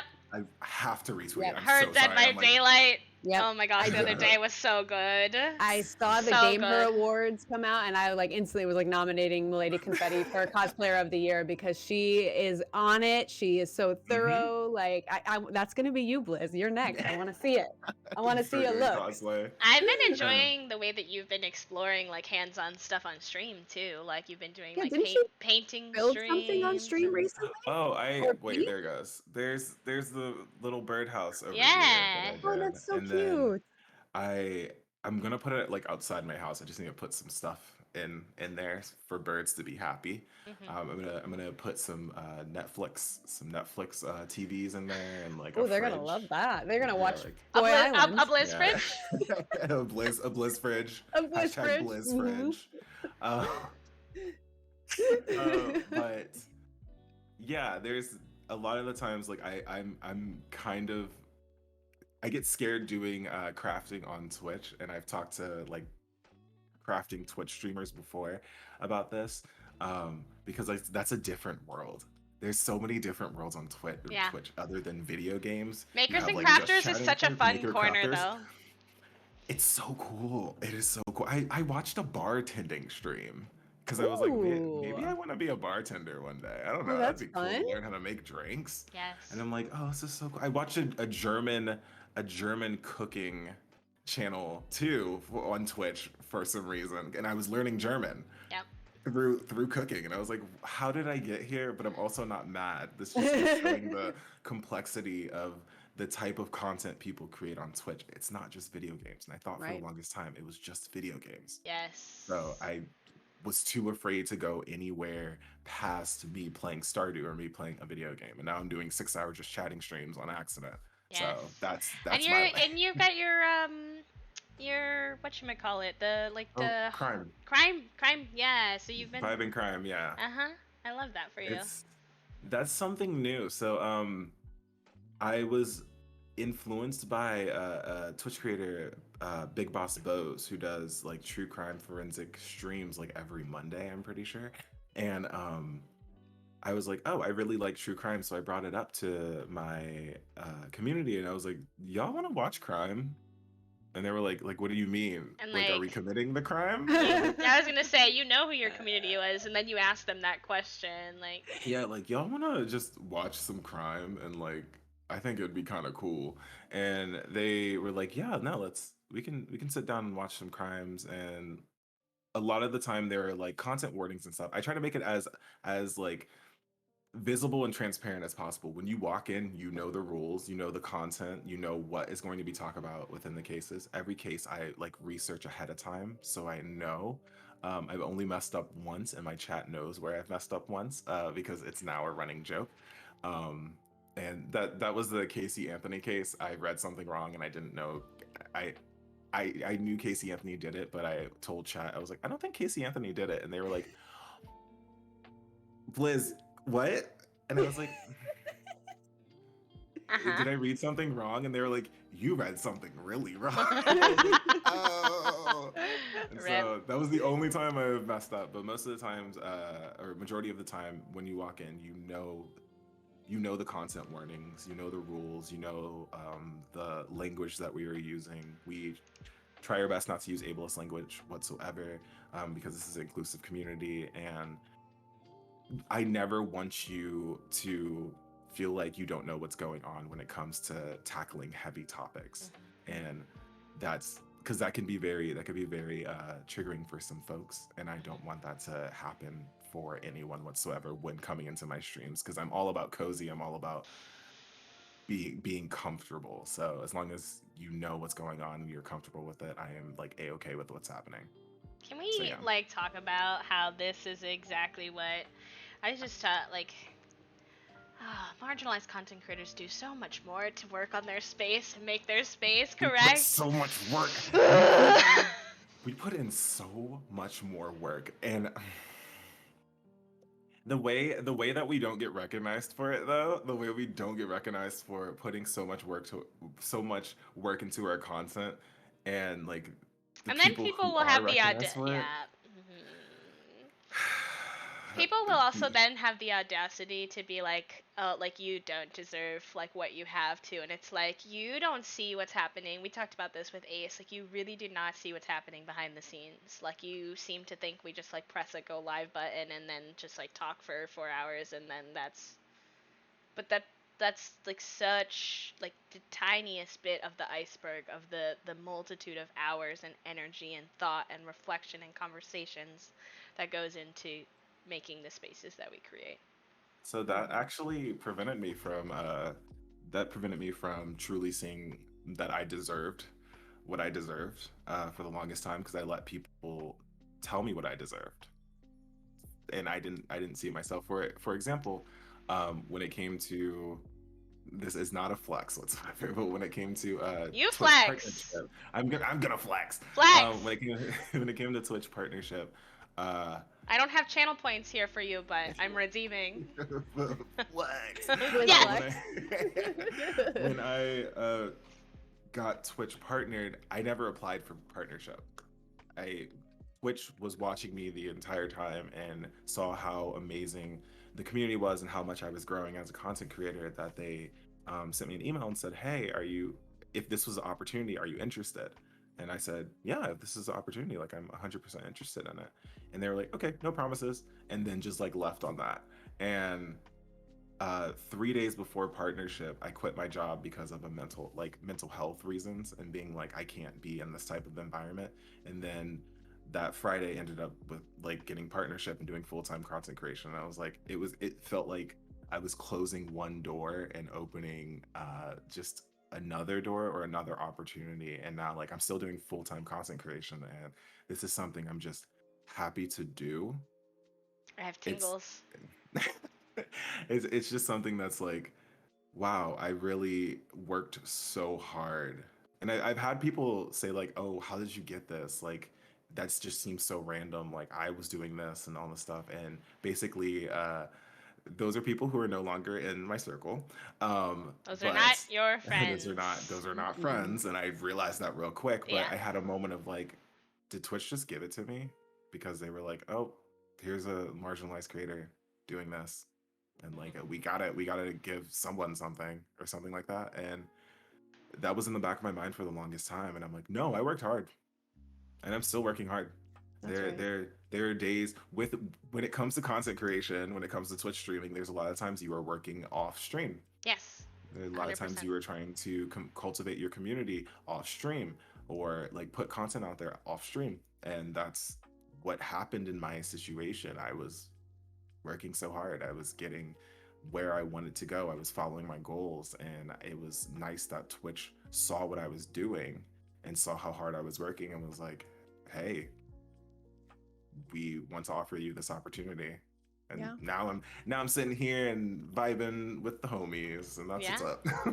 It was a reflection of all of the hard work that you put into your content and your community, and not only that, but growing as a person, because I think that that is such a huge part of being a content creator is, you know, looking inwardly and trying to figure out who you want to be and what you want to put out into the world so that other people can identify with that or vibe with that, you know. And Yeah. it's the culmination of all those things. And like, look at you now. You're just flying, you're soaring, you're beautiful, and I'm so happy for you. You deserve it all. Thank you. It definitely means a lot hearing y'all say that, because there are moments where we suffer from imposter syndrome, and Yeah. we start wondering if our content or if what we're doing is enough. And if you need one person to say it, I'm gonna say it. What you are doing is enough. Whether you're streaming, whether you're just living everyday life, I promise you, it is enough. You are doing that thing, and I am hecking proud of you. Bye, Dad is so proud of you. God damn it. Thank you. Bye, Dad. Oh gosh. What Boy. do If I- you oh, sorry. I was gonna say, if I could put you on a fridge, I would put you on the fridge. Putting you on the Blizz fridge. Putting- Everyone's putting you going on the Blizz fridge. Everyone's on the Blizz fridge. Hell yeah. I gotta buy a mini fridge real quick. It's Put like it behind here. little tiny version of everyone on the Blizz fridge. Blizz, So cute. Blizz mini fridge sponsorship win. Honestly, He can Frigidaire come through. He can put his Angry Orchard in there. It's perfect. Mhm. See, these are brilliant ideas that we're having here. What do you do, or how do you recenter yourself when you feel that imposter syndrome come on? How do you handle those feelings? So I just talked about this with my the person who's supposed to be like helping me get a therapist. I think it's like the person you interview with first, so they know Okay. like the stuff that you have to do, the onboarding person. One way of how I center myself, I don't know if you know this show, but Steven Universe, Oh, I know Steven Universe. the song Here Comes a Thought. Take a moment, remind yourself to take a moment and find yourself. That is something that is always in the back of my head when I need to recenter myself. I also have the acoustic version. I have honestly 7 versions of this song on Spotify that I just kind of sit to, close my eyes, and listen to as I try to recenter myself and maybe shed a tear, because that song just hits so heavy for me. And basically try to think about, how did I get myself in this situation? What are the emotions that I am feeling? Understand that these emotions are completely valid, that I am feeling, and that I am 100% human, and I am okay.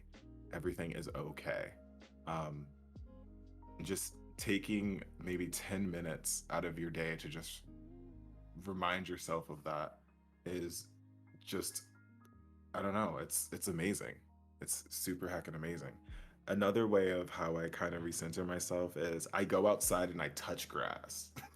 I just touch some grass. Touch the fucking grass, people. Sometimes Touch that's what the you grass. need.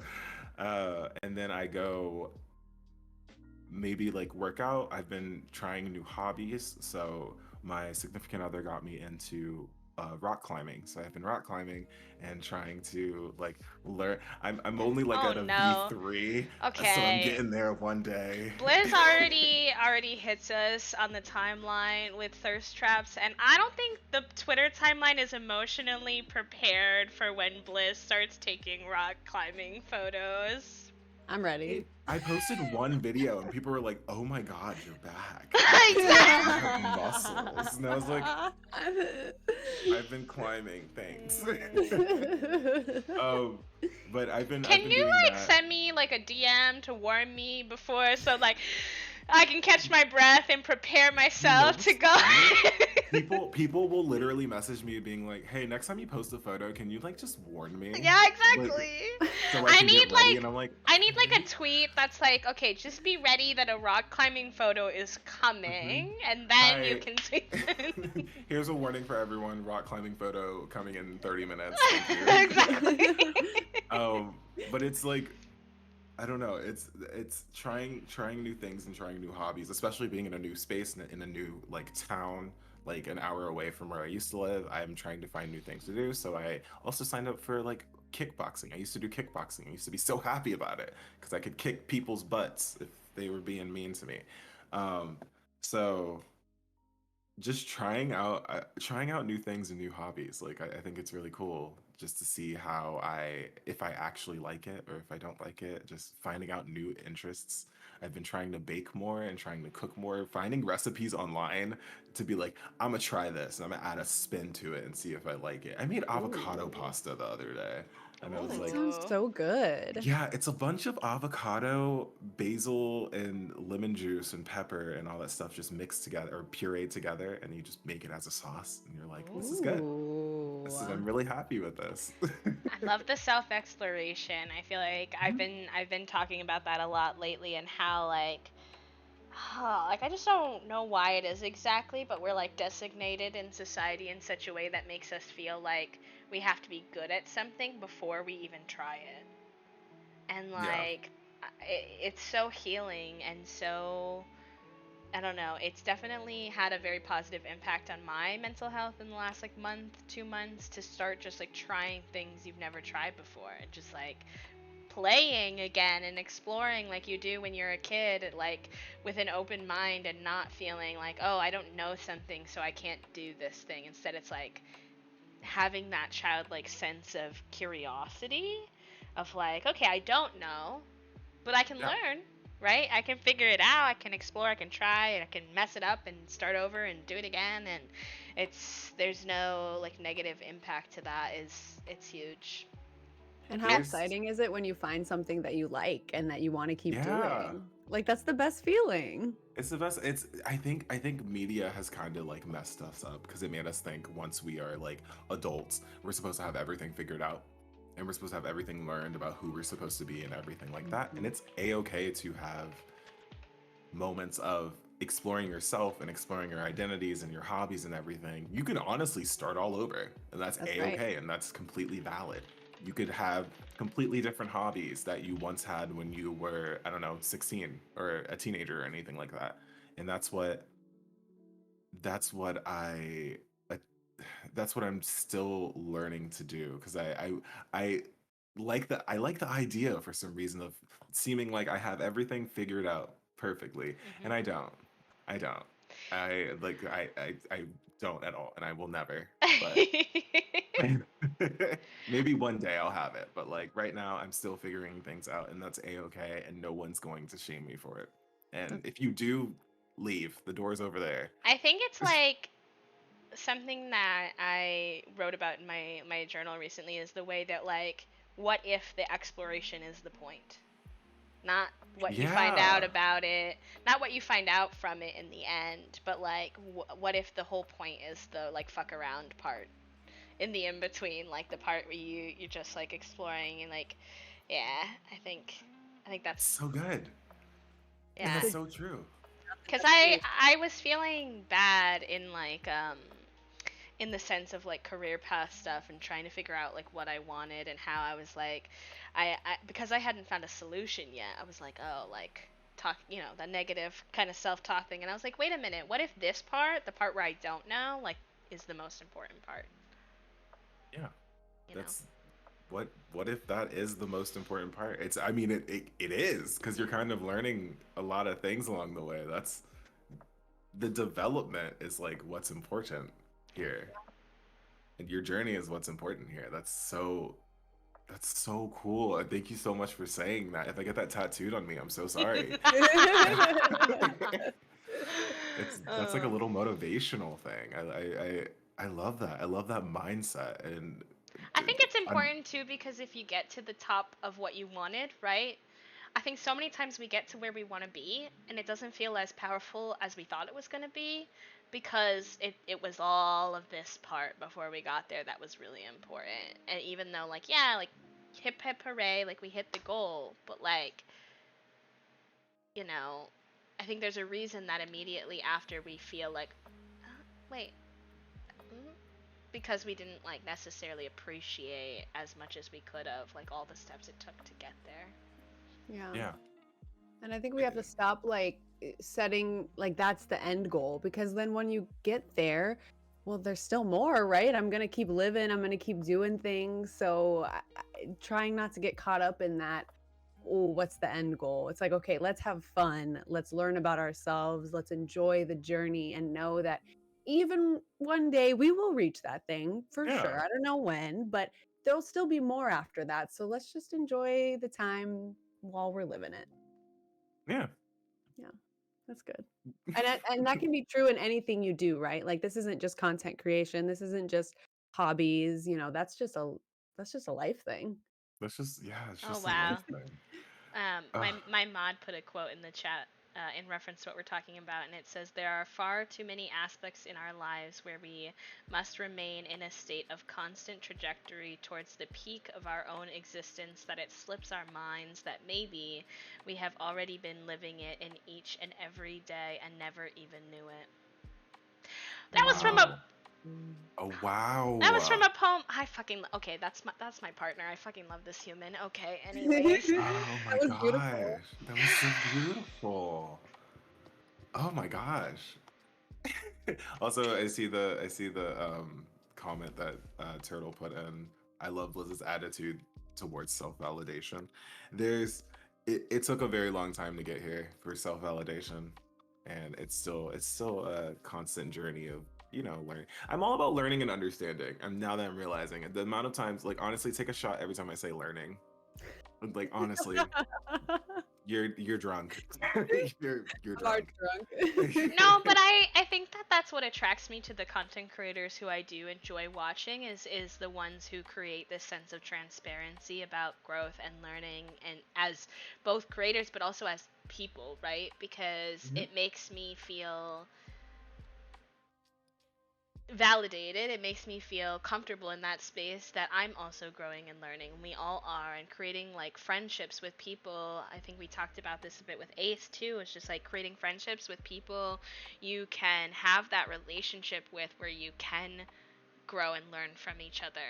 And it's not just stagnation. It's an element of respectful dialogue back and forth where you can push each other to grow, because what is friendship otherwise? Like, friendship seems real boring if you like only want to be friends with people who just are going to be like, yeah.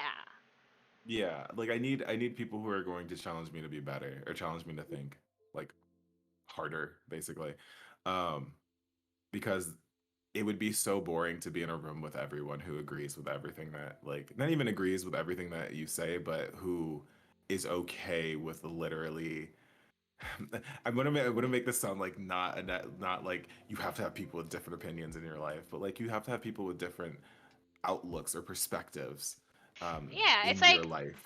I'm never ever gonna be friends with someone. Someone worded it like this one time, and I think this was really important for me. I'm never ever gonna be friends with someone that doesn't believe that like homelessness shouldn't exist, but I can be friends with someone who has a different perspective on how we navigate what is the solution. Okay, Mhm. yeah, 100%. Yeah, that's the thing. I'm not gonna have people in my space who's here to harm me or harm like the way I think.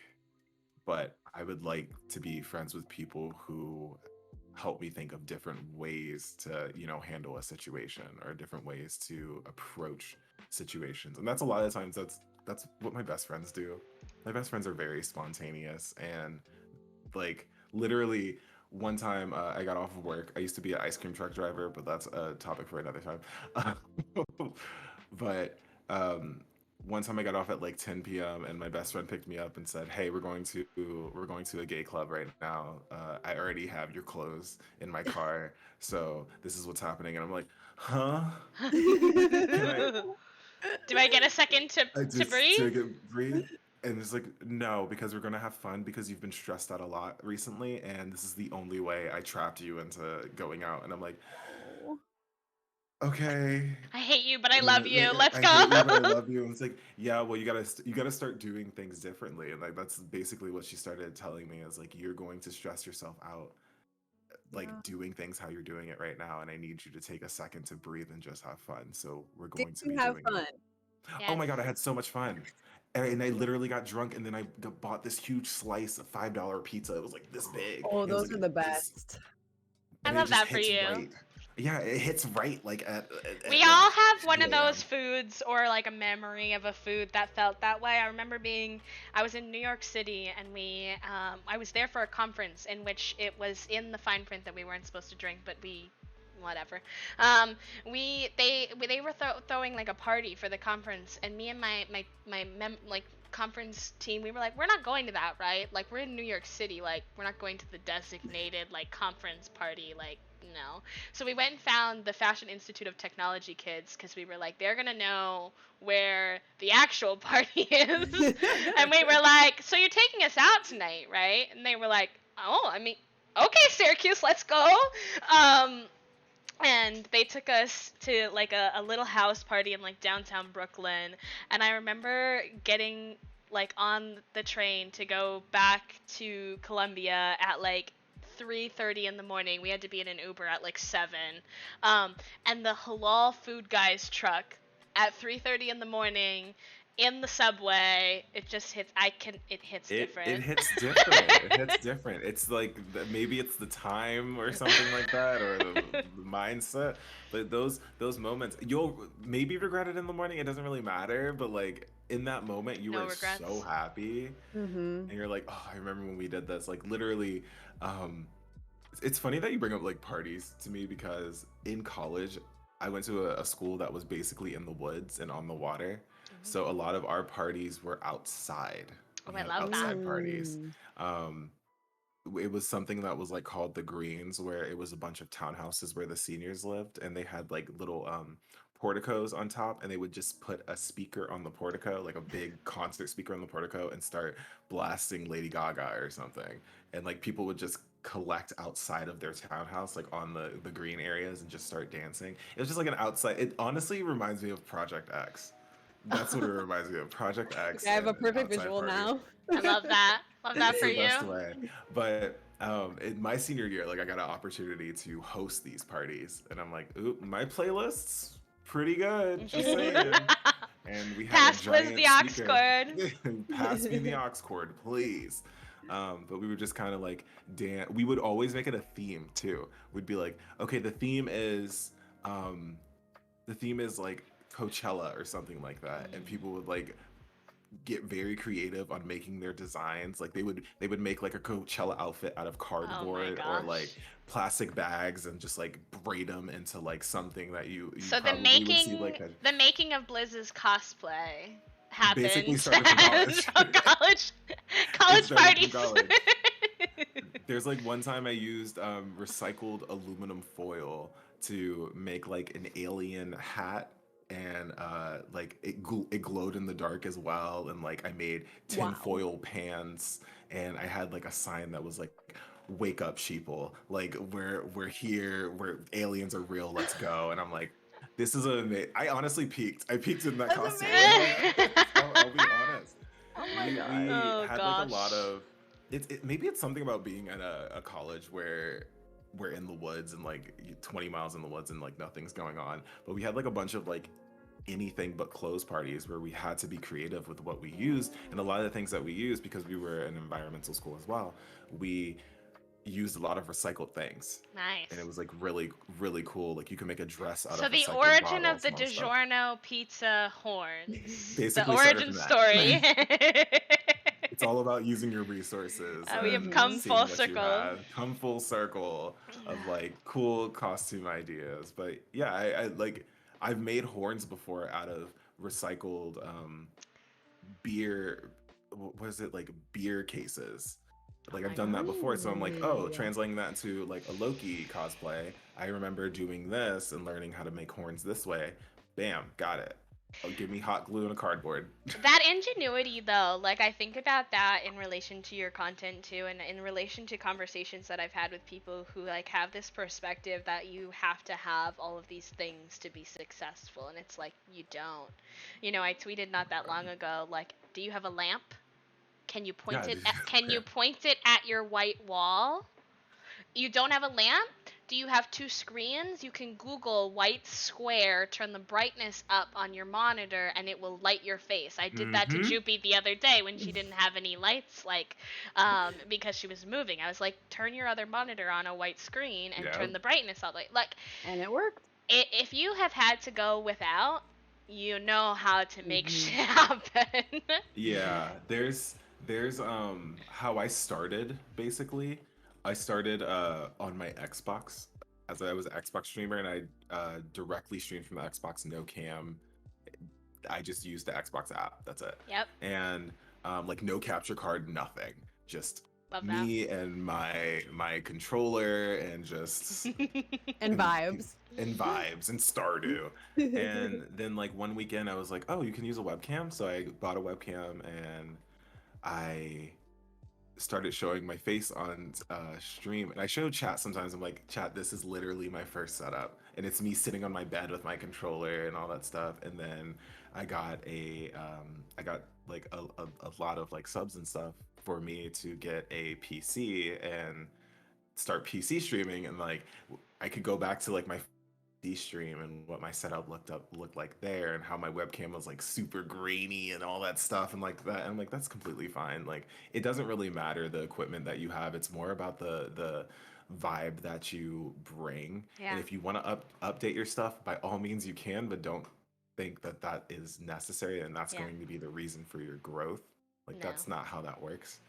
It's literally what you like, the your personality and what you bring to the table. Speaking of like personality though, there's a lot of times in content creation where I get scared to try something or play a certain game, and it took me a very long time to realize that not a lot of people are there for the game; they're there for the content creator. Yeah. Because no way in hell am I a Fortnite streamer, and I will promise you that. But like, chat enjoys me like trying something new or just having fun or potentially winning at a game or I think the working with these content creators. authenticity Yeah, is what stands out of it, right? Like I want to see the content creators I enjoy like watching as a viewer. I want to see you happy and having fun.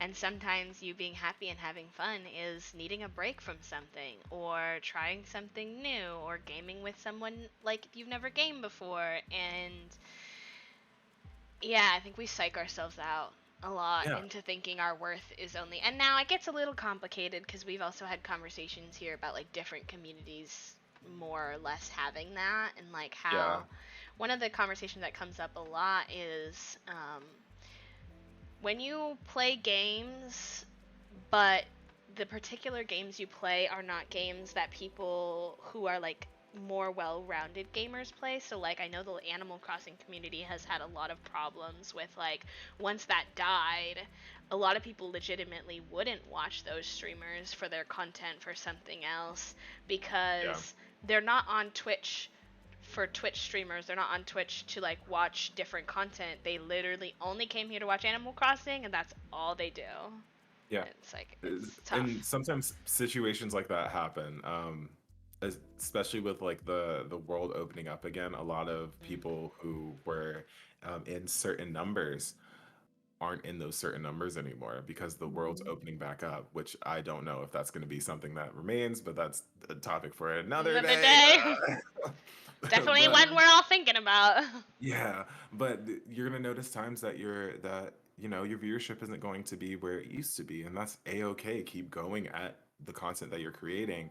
Don't let that discourage you from like your passions whatsoever, because like you're bringing something important to this world. Especially if you are a marginalized creator, you are bringing something important to this world. There's Yeah. gonna be someone looking at you and seeing you and being like, "Oh my God, I relate to this person. Like they hold very important identities that I also hold, Not and you they're doing saying this, amazing but at the things." beginning of the stream telling us we're not allowed to that you won't think about this.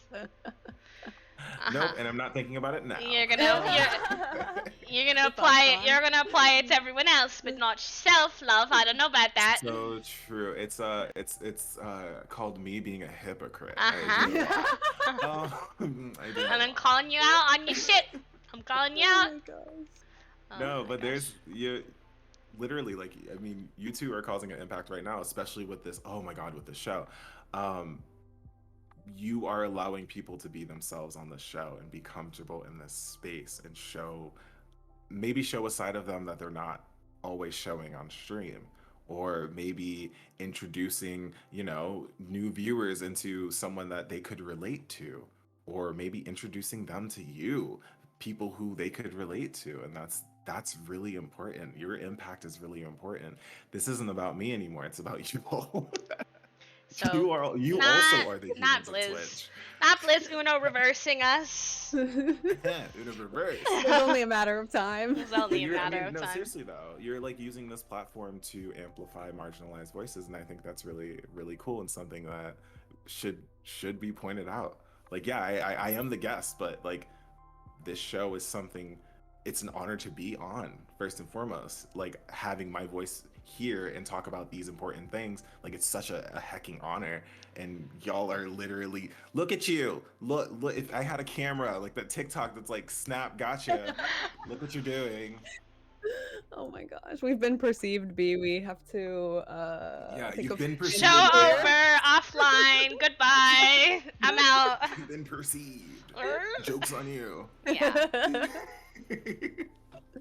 We talked about this a little bit with Ace, but I mean, every week B and I just sit and are always so amazed after the conversations we've had, because obviously we want it to be very open and validating and supportive for you and for our guests, but like, it's always right back at us. We're just like, wow, I can't believe we get to speak with these humans. And really just remember that everyone who's on this platform, whether a creator, whether a viewer, is a human being first and foremost, and to just have some time to talk about what that means, the struggles and the joy behind that is powerful on every level. And it is important, and I'm happy that not even just us, I've seen this more on Twitch recently, other people starting podcasts and talk shows to interview creators and talk about different things that are important to them. And it's really, really good to see, because I think it's easy to get lost in the sauce in the content creation world, and it's nice to just take a moment. Yeah, or 2 hours. and again, I think that's the reason why I started being so transparent in my content and with people who interact with my streams or just anything that I do, because I never want them to be seen as a number, and I never want them to just see me as someone on a screen. I want to be seen as more at the end of the day. And ever since I started doing that, because I didn't start doing that when I first started streaming, but ever since I started doing that, I've been happier in the work that I've been creating and the work that I've been doing. And I've noticed like an immense change towards my mindset and like how much I've changed within the like year and some change of me streaming. Like back then I wouldn't be comfortable expressing my boundaries on stream, and now I'm like, no, we got to talk about boundaries, because I'm not gonna have a stream where someone's crossing my boundaries. Love that for and- you. Boundaries. Any small streamers or like growing? Let me say growing streamers. Boundaries early and often. Boundaries early and often. Boundaries Yes. early and often. Because what you don't Please. realize is not only because like you should protect your own space and you deserve that, but also because a lot of people want to like keep all of the viewers they can, but what you don't realize is if that person is disrespecting your boundaries and making you uncomfortable, they are probably also making everybody else in that space uncomfortable, which is deterring people who actually hold your same values from staying in your space. And it's very, those aren't the type of viewers that you need or want within your community, because in the long run they're just going to make the community not a good place. Just in general. So if you are able to kind of weed out the people who are going to be disrespectful or not see you as who you are, or anything like that, then by all 100 by all means, you could just like tell them to leave. Like the door is over there. I do not want you to be a part of this community. And I've had moments of that. I've had conversations with people who like were new to the community who have like told me, oh, well, like I don't see color or anything like that. I literally have stopped my stream and I said, okay, well, so here's why you need to see color. Yeah. Here's why you need to see color Please because see me. That'd be please great. see me, see the struggles that I am going through, and that people like me, of the same skin color as me or similar skin colors as me, are going through because that's important. If you don't see color, you don't see the issues that we are having, like, or the problems that we are going through in this world. So never say that again whatsoever. And I've had people who disagreed like completely after me saying that, and I'm like, okay, There are well, 9 obviously, million other broadcasters, so have a good day.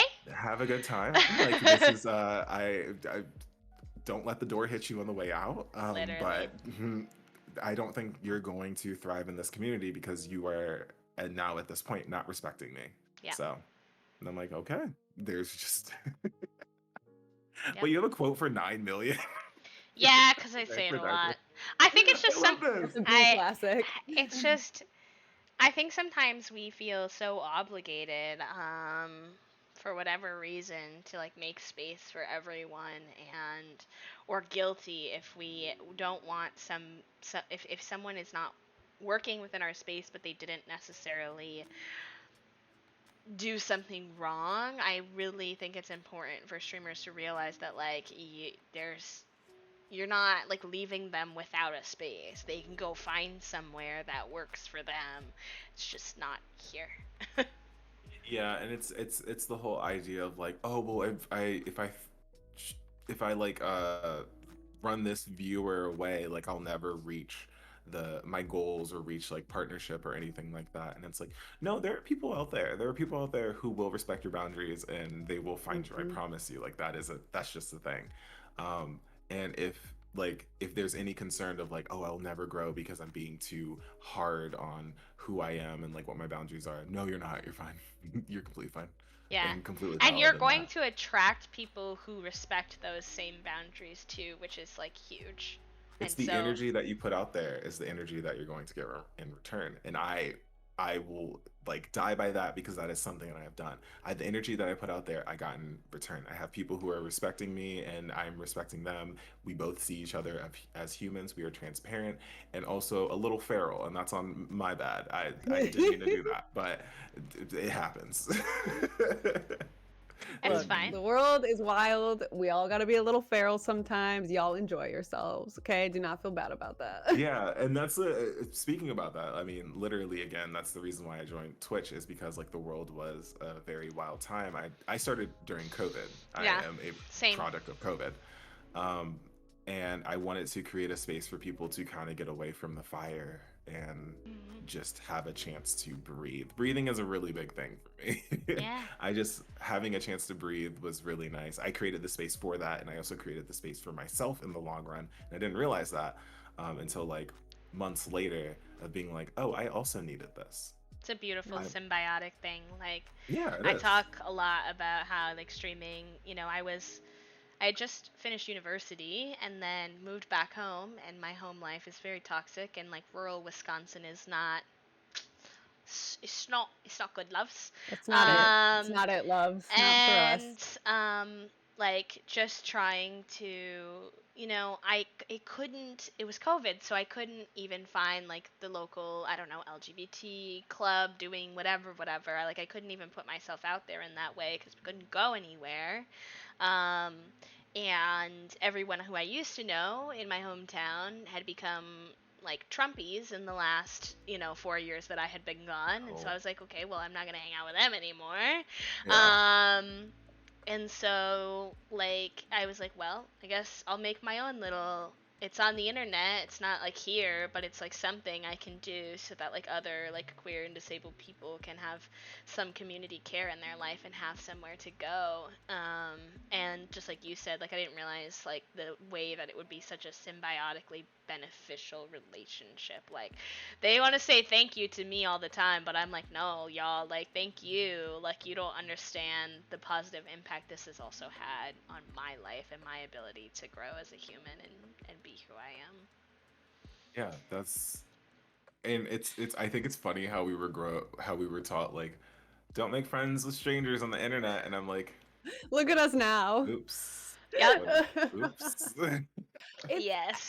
know how our parents' generation got such a skewed view of the internet, and I think we do, I guess, somewhat live in a bubble because we curate safe spaces for BIPOC, for LGBTQ folks. Like Yeah. we very much live in our space where we can be ourselves. So sometimes, like, I forget that there's bad people on the internet. Obviously, we're getting Yeah. a lot of reminders right now, but I'm just amazed that we were told that growing up because like I really steered clear of the internet for so long because of that. Like, yes, I used it for school and whatnot, but like not until I got on Twitch did I realize like, wait, there's a bunch of people out there that look like me, that are queer, that want to be friends with someone like me. What the heck have I been doing? Yeah. I think And it's too, like they grew up in a time where video call wasn't as common yeah, and there that is was a true. lot more like catfish energy of like it's a lot Yeah. easier to pretend who you are only via text. But I also think there's an element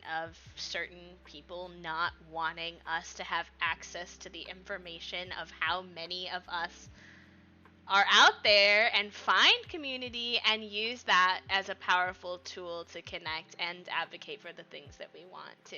And it is a form of suppression, just saying. Oh Oh, yeah, 100%. yeah. There's Chris. also, I think, also kind of the fear of the unknown too.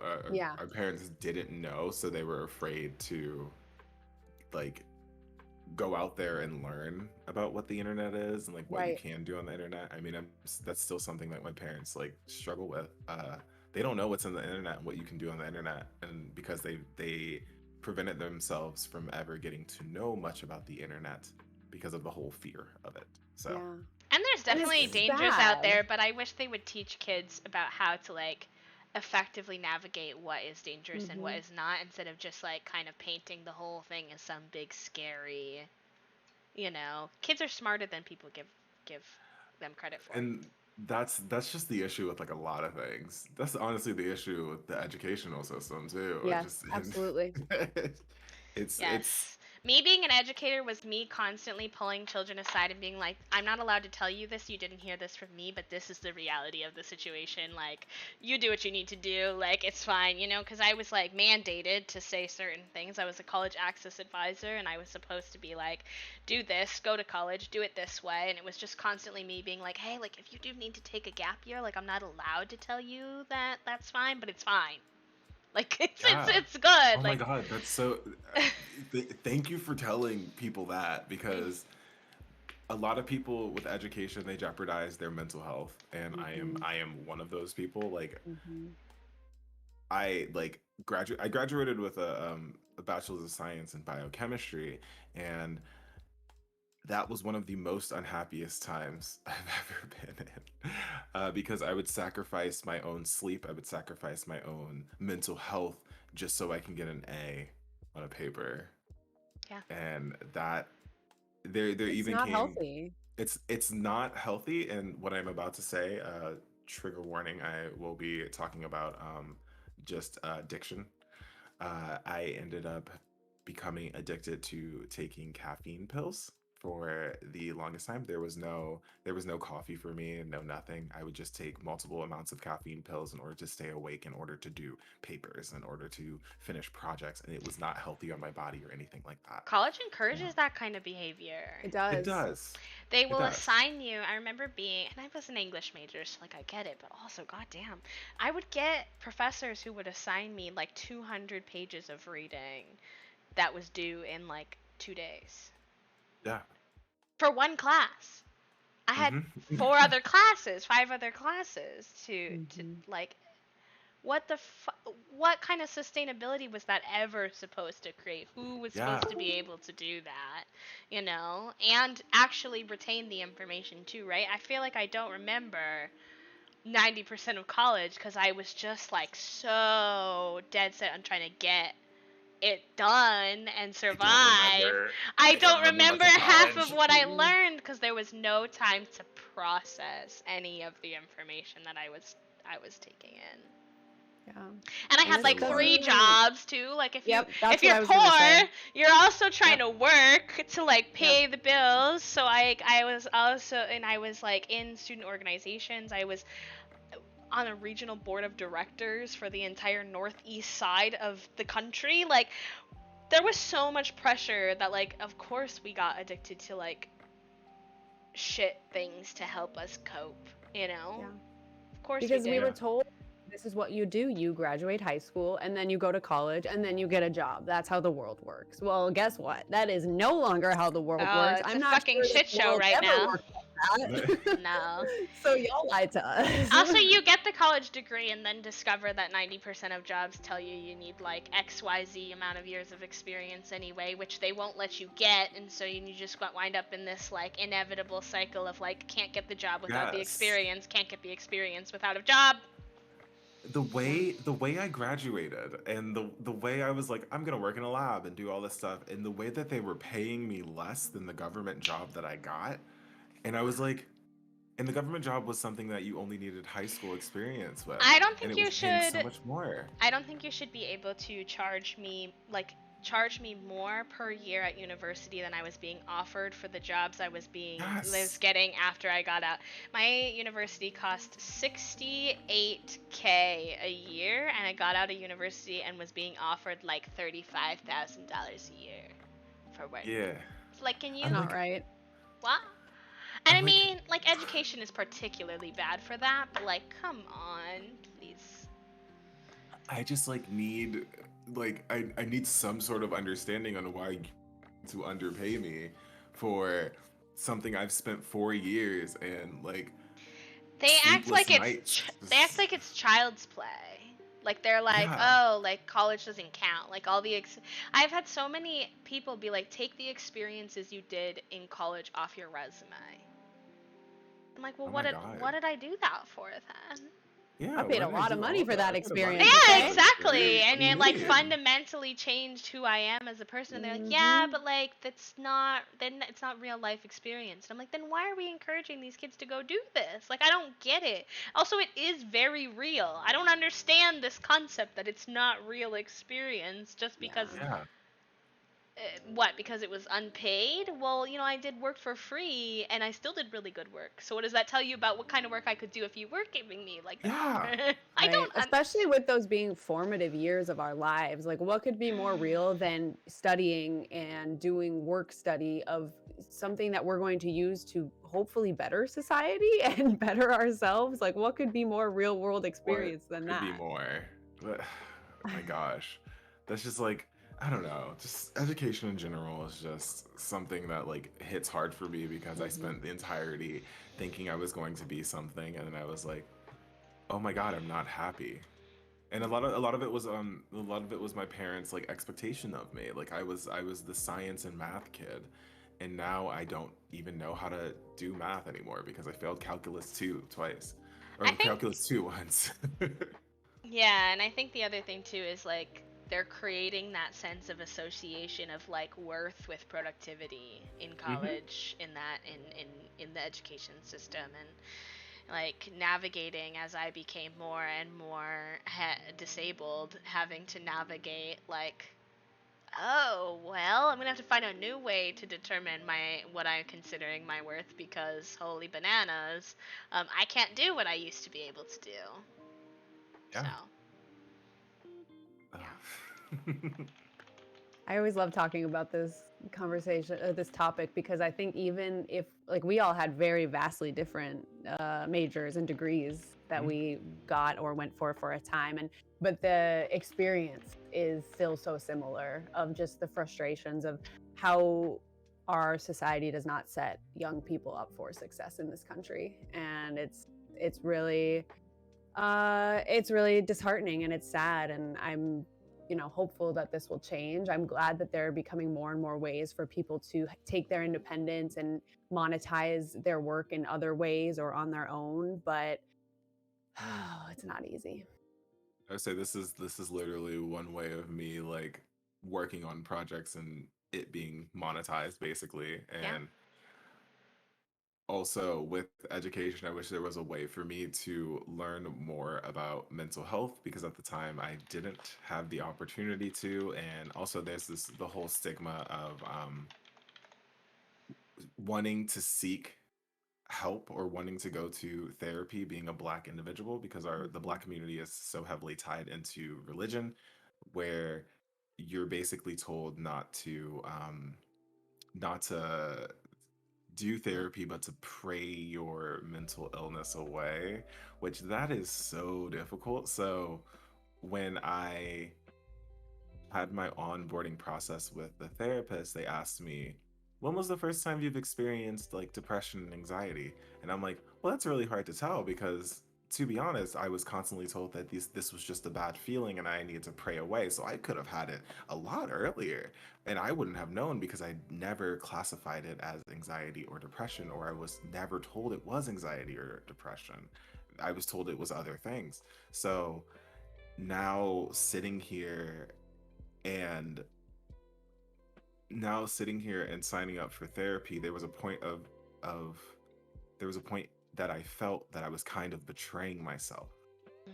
or I was betraying the things that I learned growing up, and that I was basically just giving up on who I am because I was seeking help through therapy. And I'm like, oh my god, no, therapy is so good, why am I feeling like this? Like I'm happy to go on this journey, but it's that ingrained trauma, that ingrained like way that you were taught that what you were doing right now is very bad and you should just pray harder, and you wouldn't be in this situation or you wouldn't feel these things. And I'm like, oh my god, this is so toxic. Yeah, it's Oh like my god, how did I not see the this? internal brain ping pong between like what you know to be the truth and what you've been taught, and how they Yeah. just kind of like constantly through the unlearning process, it's just a lot of like Yeah, and it really does suck. I mean, even I remember talking to my parents and them being like, "Oh, so and so has to go to therapy because of this situation." It was so negative. It was seen so negatively, like going to therapy, and I'm like,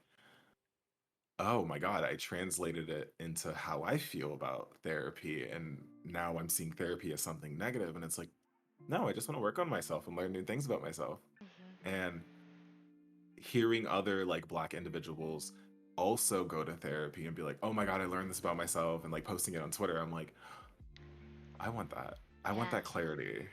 I've been So let seeing me an get that clarity. increase of that in content creators in general, like Hmm. doing some more of like that mental health care and getting into therapy and working through some of those things. And it's, I don't know if y'all like fully realize, we've talked about this earlier, but like Blizz, like I'm sure somebody read that and is in your shoes, and you made it a little bit easier for them to think about that as a step for themselves just by being transparent. i'm I'm hoping. I'll be honest. Like this is the one time where I'm like, I'm hoping someone is reading this and they're like, maybe this is the opportunity or this is what I need to hear in order to like look into good doing therapy or look into like other like therapeutic resources. So I'm just like, okay, okay, this is cool. This is cool. But there's a lot of there. I don't know. There's just a lot of times where, and speaking about the like black community, where I kind of felt like I never really belonged because of a lot of identities that I possessed. Mm. Something I talk about sometimes, only sometimes, but should probably talk about it more. When growing up, queerness was seen as something very negative in the black community. You kind of still see it today with honestly anything that Little Nas X does. You kind of see how the black community reacts to queerness, which is kind of odd because queer black individuals are kind of the backbone to a lot of civil rights that that we Literally the we entire done movement. the entire, Yeah, but like, all of Trans it. black women but like, go started off, this shit. besties, I guess. So a lot of times growing up, I kind of felt removed from the black community because I thought the black community never wanted me. And then being a bisexual individual, I thought the LGBTQIA plus community didn't want me because I wasn't gay or I wasn't like lesbian or anything that's in the majority. So, um, and that's been something like I remember going to a brunch and like a queer brunch and having people turn to me and be like, "Oh, are you gay?" And I'm like, "No, I'm bi." And they're like, "Well, bi now, gay later."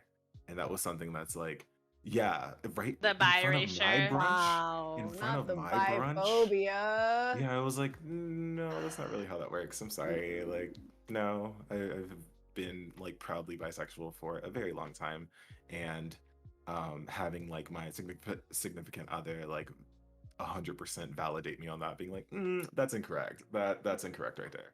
Yeah. Um, but like just hearing stuff like that, I felt like I never really belonged in any community, and then finding other queer black individuals, I'm like, oh no, I am a part of the community. Yeah. Like Yeah, you are. you know the entire experience of what I've been going through, and I am not alone. Oh my God, you've dealt with the same thing that I dealt with at brunch, but in a noodles and company. Yeah. Okay, wait, that's okay, that's important. Or oh, you felt like you haven't belonged to like with the black community because of how they view queerness sometimes. No, we belong in this community. I want you Mhm. to know this. So it's really cool finding other people who exist the same or similarly to you. Yeah. And like I'm very thankful for Twitch for kind of putting me in there. I remember the first time I ever went to a queer party. It was just a queer black party, and like it was poetry and everything, and I was like, The I energy. feel seen. I Yeah. feel seen and I feel so happy. Maybe it's the tequila I'm drinking, but this is, I feel completely warm here. And it's never, and I refuse to be a race anymore. Like, that's not going to happen. My identity exists, and I'm going to be aggressively me. Like, literally I will be wearing shirts to say Yes. hi, I'm bisexual, and you will see the flag, you will see the purple lighting, and you Yes. will know automatically what the fuck is up. That's So right. I love that for that's you. that's literally like the stuff I kind of I think it's like sometimes realized growing you up. you don't realize it until you do have those moments though, right, where you do actually feel included. Because like my Hmm. roommate and I have been having a lot of conversations because he's been going out more, and he's both queer and Asian, and he was having such a bad time so many times he goes out, and I was like, who are you going out with, and how are they making you feel, right? And then most recently he had like a positive experience where he got to go out with like other queer Asian people, and he was like, oh, I didn't like hate myself the whole time, and I was like, Yeah. There you go. cause I don't hate myself. like, cause people could understand where you were coming from and like what experiences and what the space felt like. You guys like understood each other as to like how you might be feeling within that space. You weren't the only one there sitting there thinking, oh, this seems wrong, right? Is anyone else seeing what I'm seeing? Like having just even one other person in a room that you can look to and be like, you're thinking what I'm thinking, right? Like in education, there was so many times where it was just like me and the like one other trans or non-binary like staff member in the entire like university. I remember finding like the only other like non-binary staff member at my last job and being like, so, like, you're experiencing what I'm experiencing in these spaces, right? And they're like, yes, please, let's talk about it. Let's go. Like, I've been waiting. Because There are moments like they were that there where before me, so there was a long time where they were the only one, and they were like, I'm so glad you're here. Come here. Like, so yeah, you sometimes you just don't even have to have a conversation about that. You just no. like look at the person, It's a you're like, look. It's a look. You we just got each know. other. Yeah, Hmm. we got I it. We Yeah. my at my last job within our office, I had a pal who it was a look of like we're gonna talk about this like this because especially on Zoom with like the panini, we had a look of like, this meeting's not actually over, right? Like when that person disconnects, like we're gonna stay on the line, yeah? And they're like, yeah, of course.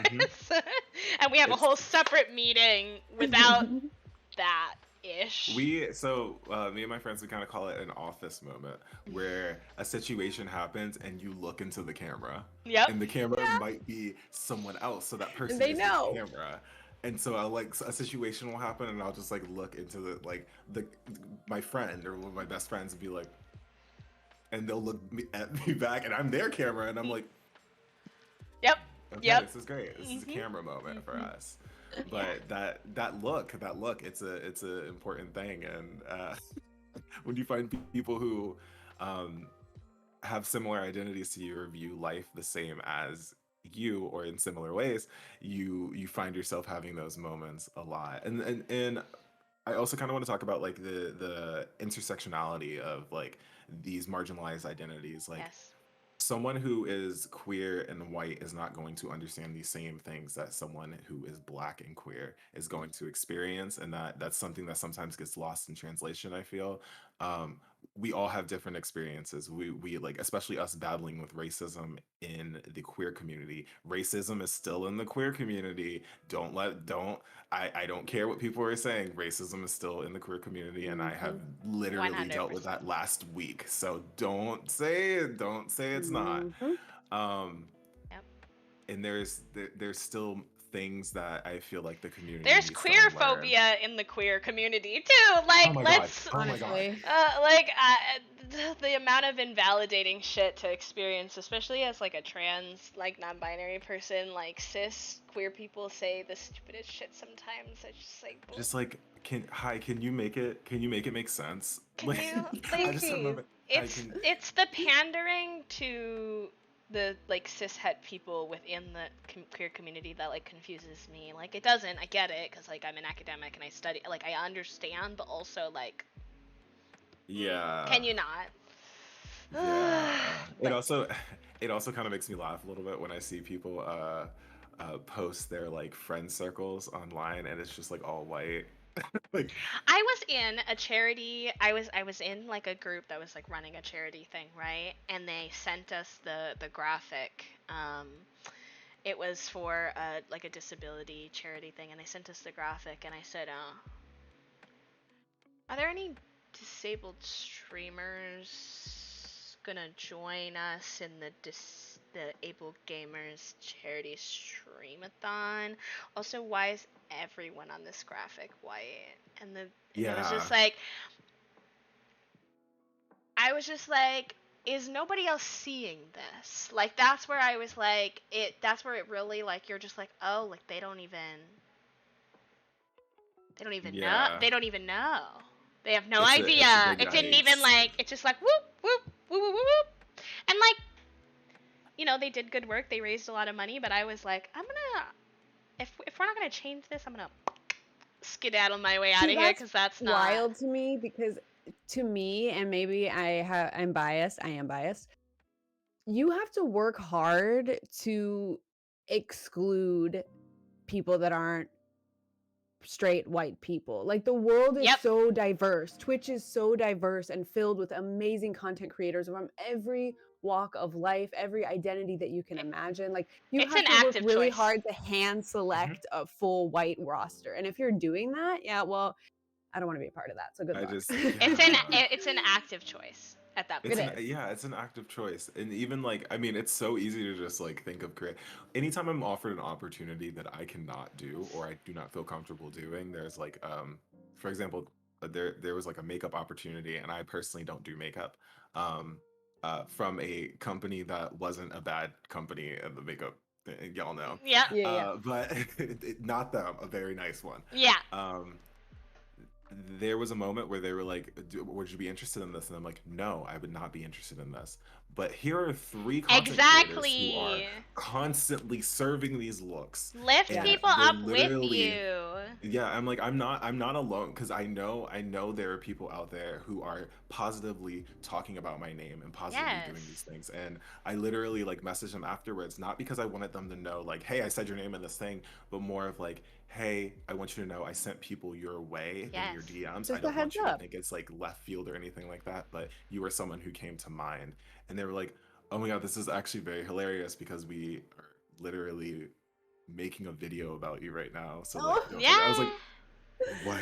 But I that was very That's happy the way to that do it it all came though. out. Like yes. uplift your friends and recognizing that we don't Hmm. have we not every opportunity is for us and like we don't have every talent, but if you know people who do have those skills and that opportunity is for them, put their name out there. What can it Yep. do? Like it can't hurt you any. You aren't going to take the opportunity. Yeah, and I'm just like, there are multiple times where I've said no to opportunities, but I always end an email. If you were looking for other creators, I can send you like five of Yes. them right now on who would love this opportunity, but this does not suit with the content that I am creating.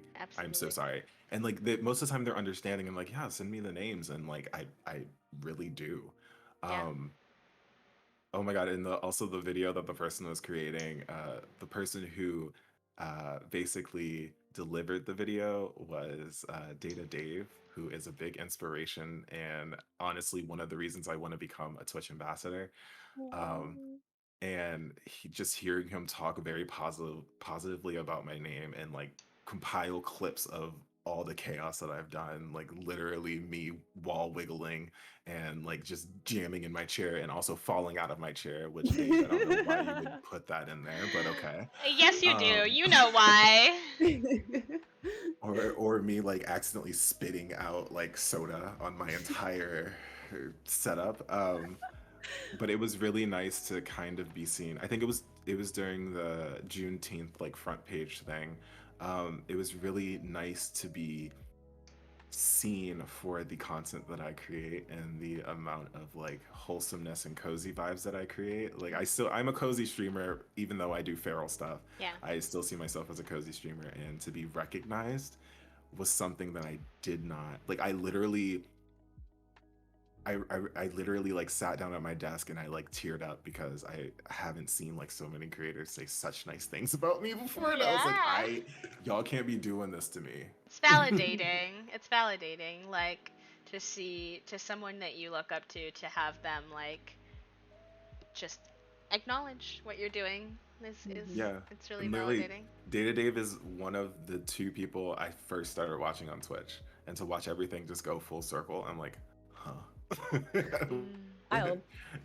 Yeah, it's a very wild time, and I'm like, wow, I'm here, I'm doing the dang thing, and even today, I still won't realize it, and I still won't recognize it, and if people say nice things about me, I'm banning you. So that's what's up. Y'all, you deserve that and so much more, Blizz. So much more. Absolutely. Ah, it's just like you sometimes look at another content creator and as a person you just look at them and you know like the trajectory for them is just it's sky high. There's no limit. I never want to put a limit on any of my goals. I'm just again here to just have a fun time and create impactful content, and maybe help folks learn something about themselves at the end of the day, whether it's me actually doing it or the community doing it or me learning something along the way. I mean, I count as well. Sometimes chat will Hmm. say something where I'm like, I never really saw it like that, or I'm very unfamiliar with these concepts, so let me go research them because that's really cool. So yeah, just stuff like that. Mm, I love that.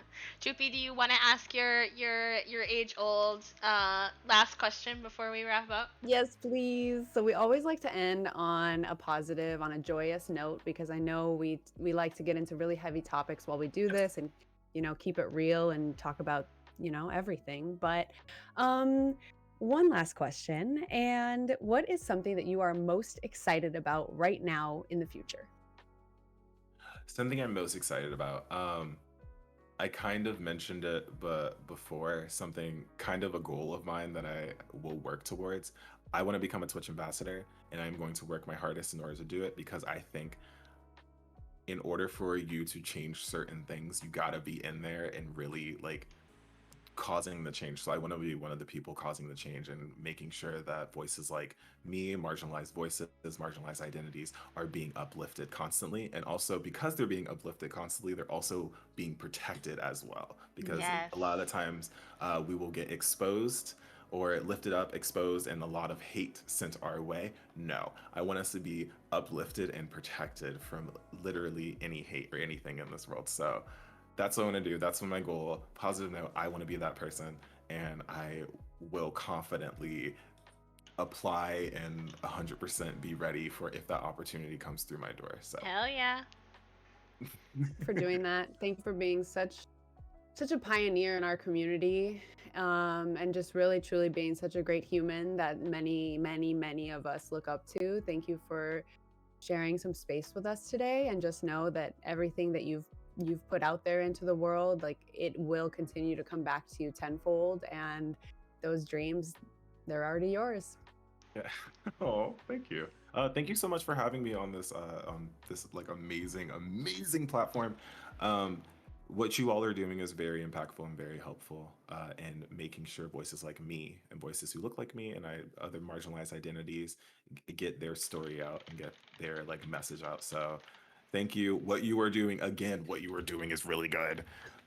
So Thank you, thank you so Blizz. much for, I don't know, just having me on here. This is such an amazing opportunity. Like I literally woke up and I was like, I need to go shower. I need to go do this stuff because I need to be here. And I was super excited to be here. So Blizz sends me a Twitter DM yesterday and goes, "Wait, I think I told you the wrong time, but I'm gonna be there on time. I promise." I was like, I literally sat at like 2 a.m. and I I was have like, faith. Don't okay, worry. I'll be here at this time. And I was like, oh my God, I converted the times wrong. B, I'm going to be here on time. I promise you. I had faith. I wasn't worried. I wasn't worried. All We right. weren't worried at all. Let us see. This energy today has been immaculate. We need to go figure out who we're gonna pass the vibes on to. Keep the love train going. Keep the love train going. Let's see. Ba-dum-bum. Do. Also, just like a big pat on the back to B and me, because we just did this for 4 hours for You the did first this for time, and 4 hours. I think we did great. So I'm proud of us. You Heck. did this for 4 hecking Yes. hours. Can we That's- get a shout out for Blizz and Jupiter? We host this over here, but I always really want people to know that Jupiter does just as much work and deserves just as much love as y'all give me. We just needed a platform, we needed a space, but Jupy does all the work too. I see another human, a wonderful human, another being doing a talk show, and I always like to spread the love to other folks trying to create content that's a little bit different. So I'm gonna send this over there. If we want to get the raid messages in chat, thank you. If I can type, that's the only thing. Boop, boop, boop. So Jupiter, I'm very sorry. I thought I was already following you. Please don't yell at me. Okay, Oh, cool. I don't. Oh my gosh, I don't stop. care. Oh no. Oh, y'all are cute. Everyone, please go follow. Please and thank you. Okay, so this lovely human, their name is Aries. They use they, they, and a pronouns. They're another queer being. They're pansexual and non-binary, Hispanic, Latinx, and Black. They're one of my lovely mods. I just tried to take them for the raid. They're still sitting in lurk while they're streaming their podcast, which is the sweetest thing. So let's go show them all the love. I will see you all next time. Grab the raid messages, and thank you, as Droopy always says, for sharing space with us today. Bye, Bye, everyone. beans. Hi.